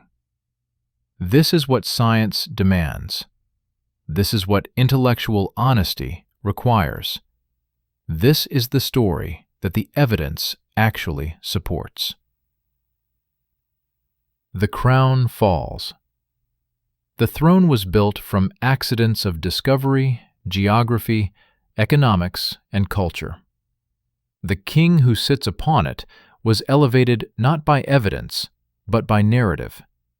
Tyrannosaurus Rex remains an impressive animal. It remains worthy of study and admiration. It remains a legitimate part of Mesozoic history. But the crown was never earned. The title was never deserved. The reign was always a construction of human imagination, rather than a reflection of prehistoric reality. We have journeyed through the real Mesozoic. We have seen the river devil of Africa, built for a world of water and giant fish. We have met the empire of Gondwana, where southern giants ruled with slashing teeth and pack tactics. We have encountered the demon faces with their battering-ram skulls and vestigial arms. We have walked among mountains that moved, 70-ton titans that reshaped ecosystems by their mere existence. And we have examined how one species, impressive, successful, but far from unique, came to dominate our imaginations so completely that it eclipsed everything else. The evidence has been presented. The witnesses have testified. The verdict is clear. Tyrannosaurus Rex was never the king of the dinosaurs. It was simply the dinosaur that America chose to crown. The day the giants fell, when size couldn't save them. 66,043,000 years ago, give or take a few centuries, a Tyrannosaurus Rex stands at the edge of a river in what will someday be called Montana. The animal is old, Scars crisscross its hide, souvenirs from territorial battles, failed hunts, a lifetime of violence. One eye socket shows signs of infection that never fully healed. The teeth are worn, some broken, some missing entirely. This Rex has perhaps 2 or 3 years left if disease or injury doesn't claim it sooner. It doesn't know that none of that matters anymore. 10,000 kilometers to the south, in waters that will someday be called the Gulf of Mexico, something is falling from the sky. It has been falling for a long time. Years, decades, perhaps centuries of travel through the void between planets. A remnant from the formation of the solar system, a chunk of rock and metal roughly 11 kilometers in diameter, moving at 20 kilometers per second. The Rex bends to drink from the river. The water is cool, clean, teeming with fish that scatter at the predator's approach. Somewhere in the forest behind, a herd of Edmontosaurus browses on flowering plants. Life continues as it has continued for millions of years. The asteroid enters Earth's atmosphere. For a fraction of a second, the sky brightens. Not like dawn, like nothing the Rex has ever seen. The light is wrong, too intense, too sudden. The animal looks up, confused by stimuli that evolution never prepared it to interpret. Then the light fades. The Rex returns to drinking. It has approximately 45 minutes left to live. The geometro of annihilation. The Chicxulub impactor, named for the Mexican town near the center of the resulting crater, struck Earth at approximately 20 kilometers per second. At that velocity, the asteroid crossed the final 100 kilometers of atmosphere in 5 seconds. There was no warning. There was no time for warning. The energy released upon impact defies human comprehension. The standard unit for measuring explosive power is the megaton, the energy released by 1 million tons of TNT. The largest nuclear weapon ever detonated, the Soviet Tsar Bomba, yielded approximately 50 megatons. The Chicxulub impact released energy equivalent to 100 million megatons. 100 million megatons. 2 billion Tsar Bombas. More energy in a single instant than humanity has released in its entire existence, including all wars, all industrial activity, all nuclear tests combined. The asteroid didn't simply hit the Earth. It punched through the crust like a bullet through paper. Within the first second, the impactor penetrated 30 kilometers into the planet's surface, vaporizing itself and everything around it. The crater began forming immediately, a bowl of superheated rock expanding outward at hypersonic speeds. The initial cavity reached depths of over 100 kilometers before collapsing inward, creating the complex ring structure we can still detect today beneath the Yucatan Peninsula. The shock wave propagated outward through the Earth's crust at several kilometers per second. Within minutes, magnitude 11 earthquakes, stronger than any earthquake in recorded human history, rippled across the planet. Fault lines ruptured, volcanic systems destabilized. The very shape of the Earth's surface began to change. But the earthquakes were only the beginning. The first hour. Within seconds of impact, a column of superheated debris rose from the crater, punching through the atmosphere and into space. This ejectoplume contained vaporized rock, molten droplets, and pulverized fragments ranging from microscopic particles to boulder-sized chunks. The largest fragments followed ballistic trajectories, arcing across the globe and re-entering the atmosphere on the opposite side of the planet. As they fell, they heated the air around them through friction, creating a thermal pulse that raised atmospheric temperatures to oven-like levels. Within 1 hour of impact, this broiler effect had begun cooking everything on the surface of the Earth. The exact temperatures remain debated.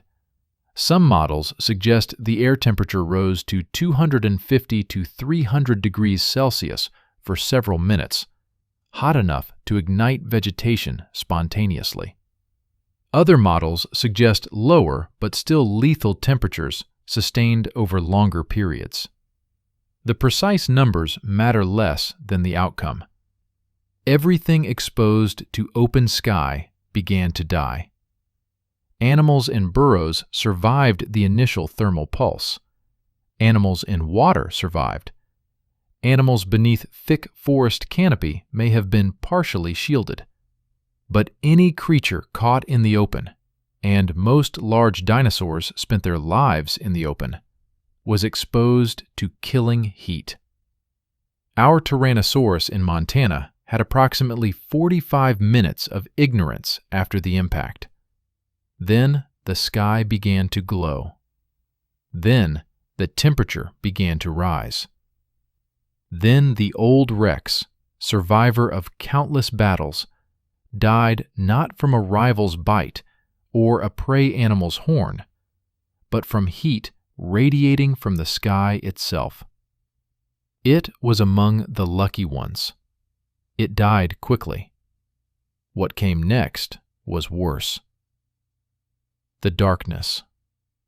The ejecta that didn't fall back immediately remained suspended in the atmosphere. Trillions of tons of pulverized rock, soot from continent-spanning wildfires, sulfur compounds from vaporized gypsum deposits in the Yucatan. All of it hung in the air, forming a shroud that wrapped the entire planet. Within days, the sun disappeared. Not literally, of course. The sun continued to shine. But so little light penetrated the debris-choked atmosphere that surface conditions resembled permanent midnight. Photosynthesis, the foundation of virtually every food chain on Earth, effectively stopped. The impact winter had begun. Temperatures plummeted. The thermal pulse that had broiled the surface gave way to killing cold as the blanket of debris reflected solar radiation back into space. Average global temperatures may have dropped by 15 to 20 degrees Celsius within weeks. In continental interiors, freezing conditions persisted for months. Plants died first. Without sunlight, photosynthesis ceased. Without photosynthesis, plants couldn't produce energy. Forests that had survived the initial firestorms now withered in darkness, their leaves falling, their metabolisms shutting down. Herbivores died next. The animals that depended on plants, the titanosaurs, the hadrosaurs, the ceratopsians, the ankylosaurs, found themselves in a world without food. Some may have lasted weeks, browsing on dying vegetation, stripping bark from trees, eating whatever organic matter they could find. But there wasn't enough. There could never have been enough. The great herds that had walked the earth for over 100 million years began to starve. And then the predators died. Tyrannosaurus, Giganotosaurus, Carnotaurus, Majungasaurus, all the magnificent killers we've discussed in this documentary, faced a world without prey. They could hunt the dying herbivores for a while. They could scavenge the mounting carcasses, but eventually the prey was gone and the predators followed. The darkness lasted for months, perhaps years. By the time the atmosphere cleared enough for sunlight to return, the dinosaurs were gone. The acid rain. As if the thermal pulse and impact winter weren't enough, the atmosphere itself became poisonous. The Chicxulub impact vaporized massive quantities of sulfur-rich rock. This sulfur combined with water in the atmosphere to form sulfuric acid, which fell as rain across the entire planet. Acid rain has devastated ecosystems in the modern era. Lakes in Scandinavia and North America were sterilized by acid deposition from industrial pollution in the 20th century. But the acid rain following Chicxulub was orders of magnitude more severe. The pH of rainfall may have dropped below 2, more acidic than lemon juice, approaching the acidity of stomach acid. This rain fell on already stressed ecosystems, killing plants that had survived the initial firestorms, acidifying waterways, dissolving the calcium carbonate shells of marine organisms. The oceans, which had been refuges from the worst surface conditions, began to suffer their own catastrophe. Acidification dissolved the shells of foraminifera, coccolithophores, and other plankton that formed the base of marine food webs. Without these primary producers, marine food chains collapsed, just as terrestrial ones had. The ammonites, spiral-shelled cephalopods that had dominated the oceans for hundreds of millions of years, went extinct entirely. The mosasaurs, giant marine reptiles that had ruled as apex predators of the late Cretaceous seas, vanished. The plesiosaurs disappeared. The vast majority of marine species perished alongside their terrestrial counterparts. The acid rain persisted for years, perhaps decades, maintaining toxic conditions long after the initial impact effects had subsided. Any ecosystem that might have recovered from the darkness found itself poisoned by the very rain that should have brought life. The scale of loss. Paleontologists estimate that the Chicxulub impact caused the extinction of approximately 75% of all species on Earth. This number is almost impossible to comprehend. 3/4 of all species, not individuals, species, eliminated in a geological instant. All non-avian dinosaurs, gone. All pterosaurs, gone. All marine reptiles, gone. All ammonites, gone. The majority of mammals, gone. The majority of birds, gone. The majority of plants, gone. The majority of fish, gone. The majority of insects, gone. The Cretaceous-Paleogene extinction event, the KPG boundary, as scientists now call it, was the most sudden mass extinction in Earth's history. Other extinction events killed more species overall, but they occurred over millions of years. The Permian-Triassic extinction, which eliminated perhaps 90% of all species, took place over tens of thousands of years at minimum. Chicxulub killed its victims in decades. The speed of the extinction is what makes it so remarkable. Evolution operates on timescales of thousands to millions of years. Adaptation requires generations. When environmental conditions change over geological time, life has time to adjust. Species migrate, evolve, find new niches. But when conditions change in years, evolution has no answer. There is no time to adapt.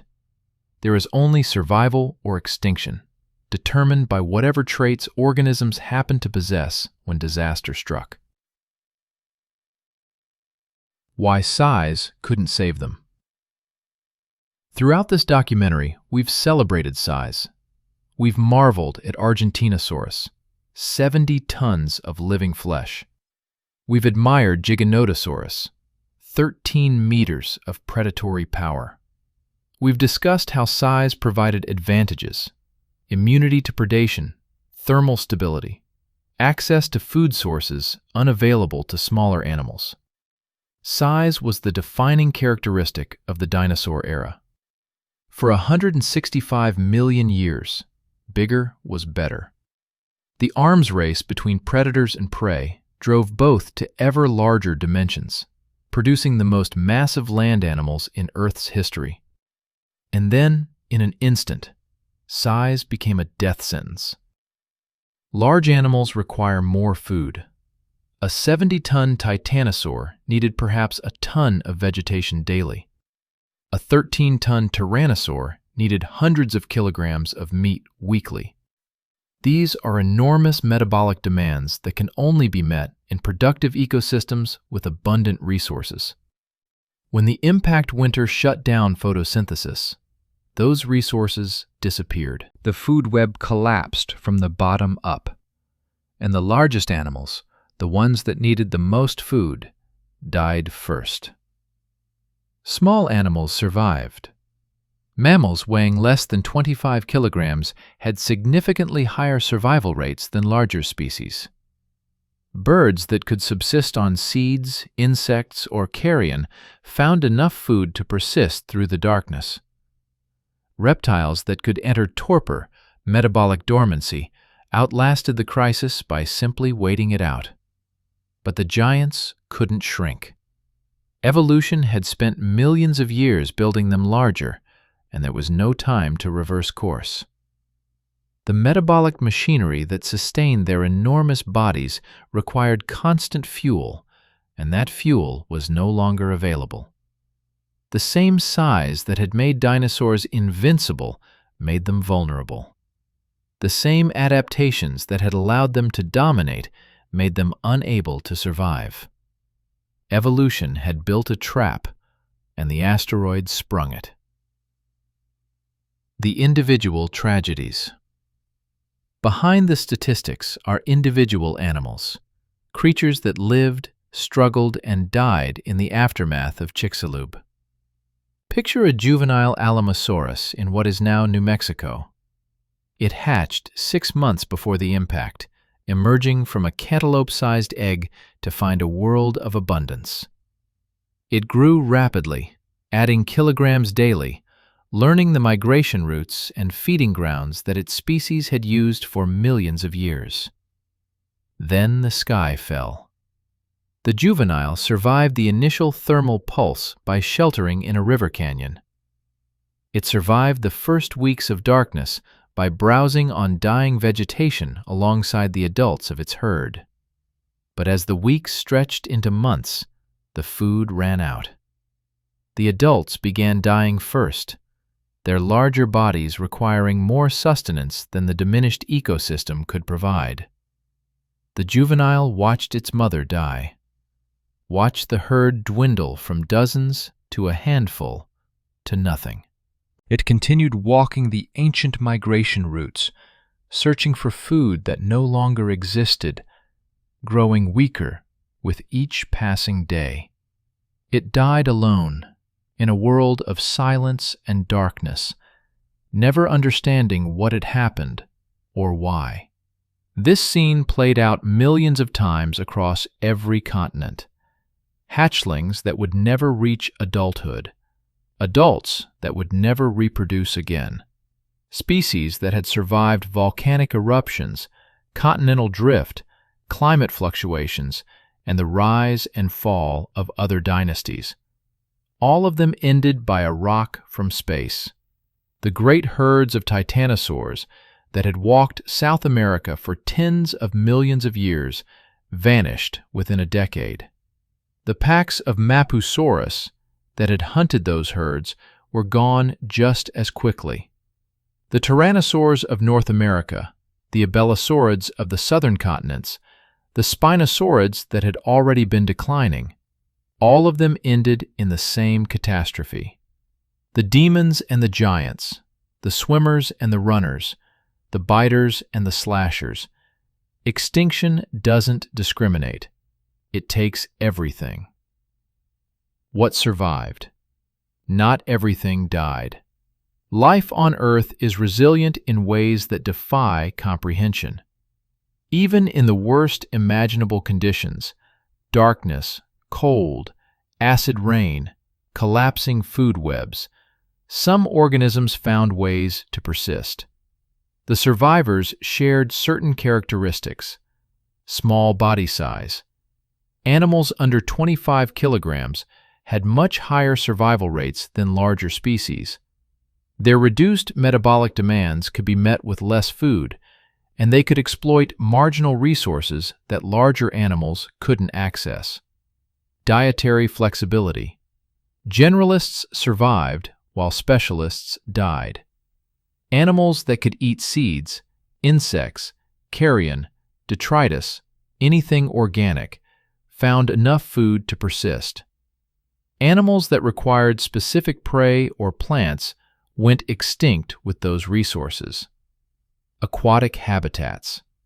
Freshwater ecosystems, while damaged, retained more productivity than terrestrial environments. Animals that could exploit these habitats, crocodilians, freshwater fish, aquatic turtles, survived at higher rates.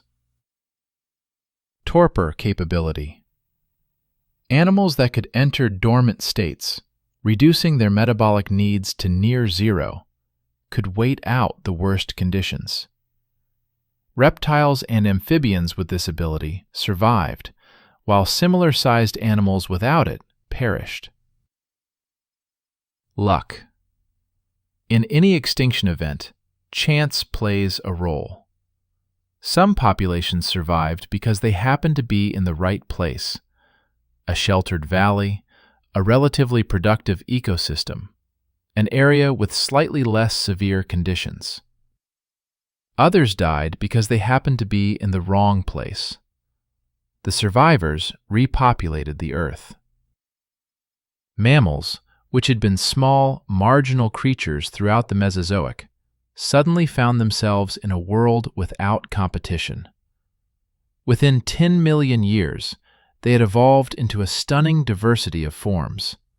The ancestors of whales, elephants, horses, primates, and everything else we recognize as mammalian life. Birds, the last surviving dinosaurs, radiated into thousands of species. From the handful of avian lineages that survived Chicxulub descended every sparrow, eagle, penguin, and ostrich alive today. The world recovered. Life always recovers. But the creatures that repopulated the Earth were not the creatures that had dominated before. The age of giants was over. The final irony. There is a final irony to the extinction of the dinosaurs, and it concerns our protagonist, Tyrannosaurus Rex. We have spent this entire documentary arguing that T-Rex was not the supreme ruler of the Mesozoic. We have shown that it was a regional predator, a latecomer, one of many apex species rather than the singular king. We have challenged the narrative of T-Rex supremacy with evidence of earlier, larger, more successful competitors. But in the end, T-Rex has one distinction that none of those competitors can claim. It was there at the finish. Spinosaurus went extinct approximately 93 million years ago, during the Cenomanian-Turonian extinction event that reshaped marine ecosystems worldwide. Whatever killed the river devil, it wasn't Chicxulub. The Carcharodontosaurs vanished between 90 and 84 million years ago, replaced by other predator lineages for reasons that remain unclear. Giganotosaurus and Mapusaurus and Carcharodontosaurus were long gone before the asteroid arrived. Even the titanosaurs had declined from their peak diversity by the end of the Cretaceous. Argentinosaurus itself went extinct around 94 million years ago. The titanosaurs that faced Chicxulub were formidable, but they were not the same giants that had ruled the Middle Cretaceous. Tyrannosaurus Rex, alone among the giants we've discussed, was present at the end. The species evolved approximately 68 million years ago and persisted until 66 million years ago, a span of roughly 2.4 million years. It witnessed the final chapter of dinosaur history. It was the apex predator of the last dinosaur ecosystems, and when the asteroid struck, it died alongside everything else. There's something almost noble in that. T-Rex didn't fade away like the Carcharodontosaurs. It didn't decline gradually like the Spinosaurids. It was cut down in its prime, killed not by competitors or environmental change, but by a cosmic accident that no adaptation could have prevented. The king fell not because it was weak, but because the universe is indifferent to strength. The crater we carry. The Chicxulub crater still exists, buried beneath the Yucatan Peninsula and the waters of the Gulf of Mexico. Geophysical surveys have mapped its structure, a ring of mountains and valleys carved into the Earth's crust, approximately 180 kilometers in diameter, preserved beneath millions of years of accumulated sediment. We can visit the site. We can stand above the buried crater and contemplate what happened there 66 million years ago. We can see the cenotes, limestone sinkholes that formed along the crater's ring faults, now filled with crystal clear water and surrounded by jungle. It's a beautiful place. Peaceful. The Mayan civilization built their greatest cities nearby, never knowing they had settled atop the grave of the dinosaurs. That grave holds more than bones. It holds the ending of a story that lasted 165 million years. It holds the dreams of evolution, every adaptation, every innovation, every arms race between predator and prey, silenced in a geological instant.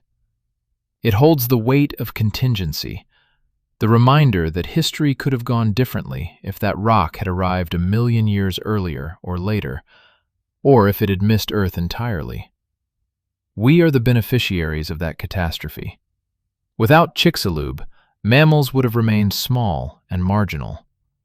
Without Chicxulub, primates might never have evolved.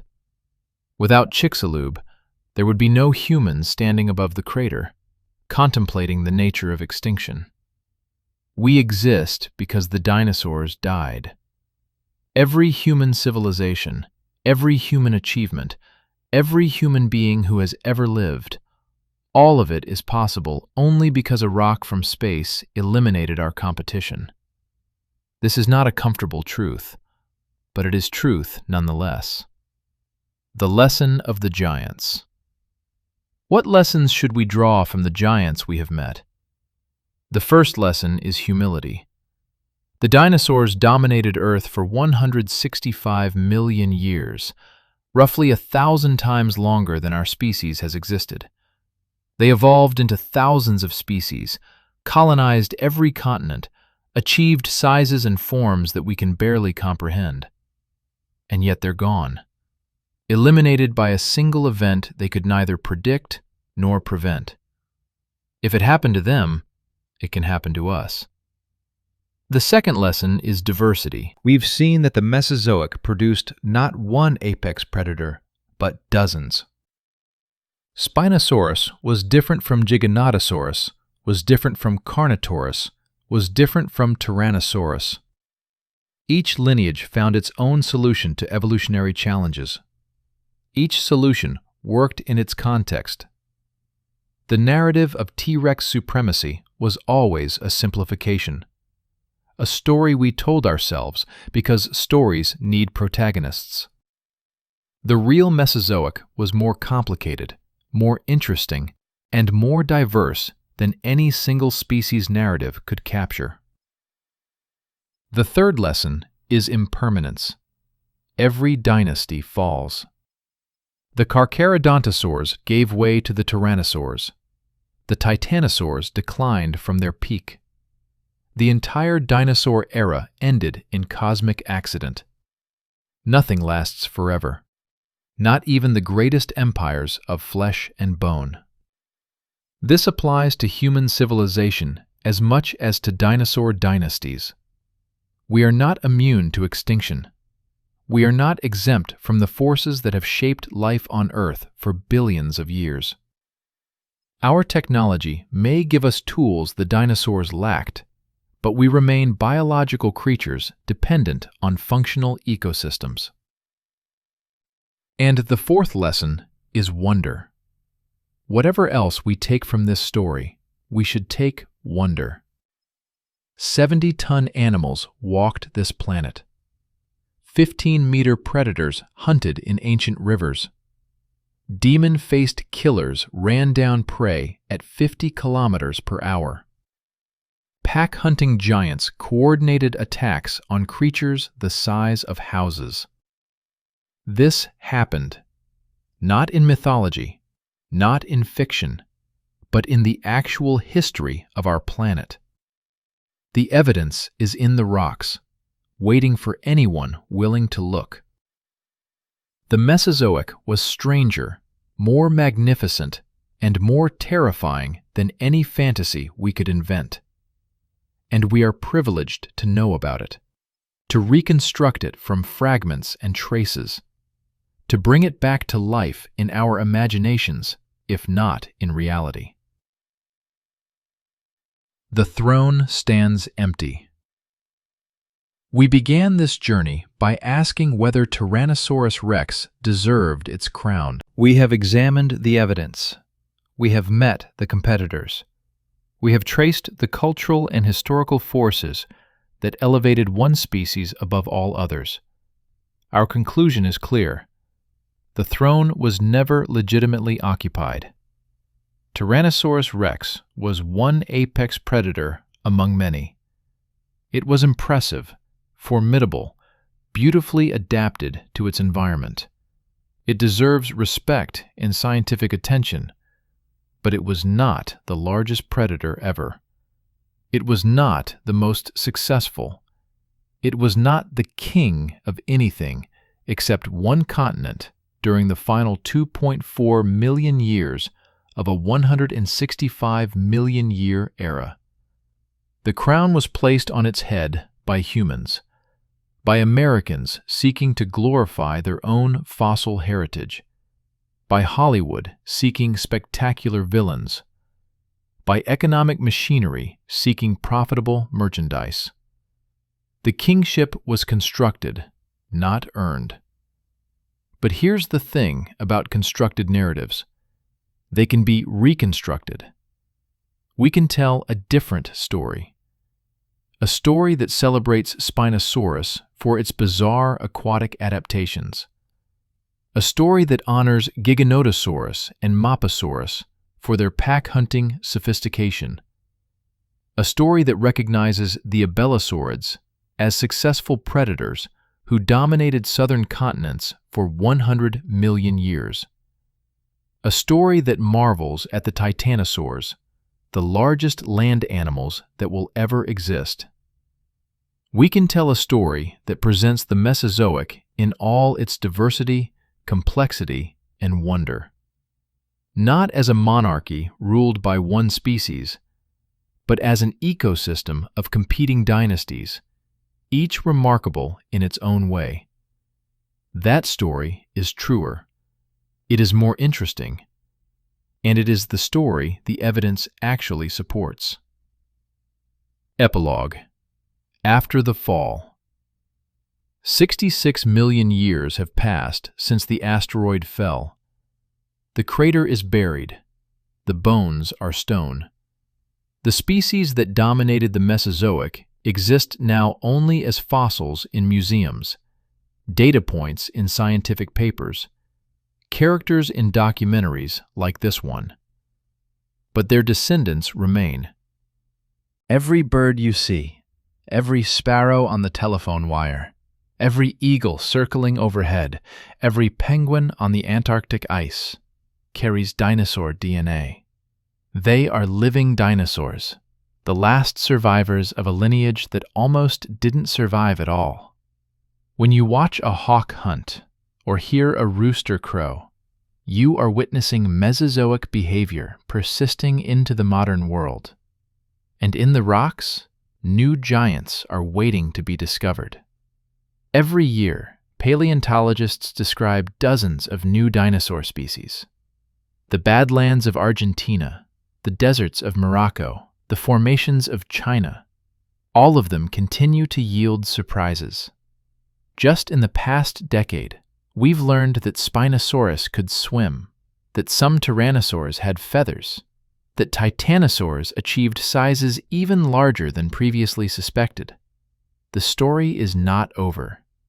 The throne may stand empty, but new contenders continue to emerge from the stone. Perhaps someday we'll discover a predator that dwarfs everything we know. Perhaps the next Giganotosaurus is waiting in unexplored sediments, ready to rewrite the record books once again. Perhaps the true king of the dinosaurs hasn't been found yet. Or perhaps the entire concept of kingship was always wrong. Perhaps the Mesozoic had no kings, only countless species, each adapted to its niche, each successful in its own way, each ultimately vulnerable to the random catastrophes that shape life on Earth. Perhaps the greatest lesson of the dinosaurs is that nature doesn't crown champions. It only tests survivors. And in that test, 66 million years ago, everyone failed. The wind blows across the badlands of Montana, eroding the ancient stone, exposing bones that haven't seen sunlight in 68 million years. Somewhere in those hills, a Tyrannosaurus Rex waits to be discovered. Another specimen to add to our understanding, another data point in the reconstruction of a vanished world. It was never the king, but it was real. It lived. It hunted and fought and died in a world we can barely imagine. And in the end, perhaps that's enough. The giants have fallen. The throne stands empty. The Mesozoic is over. But the wonder remains. The end.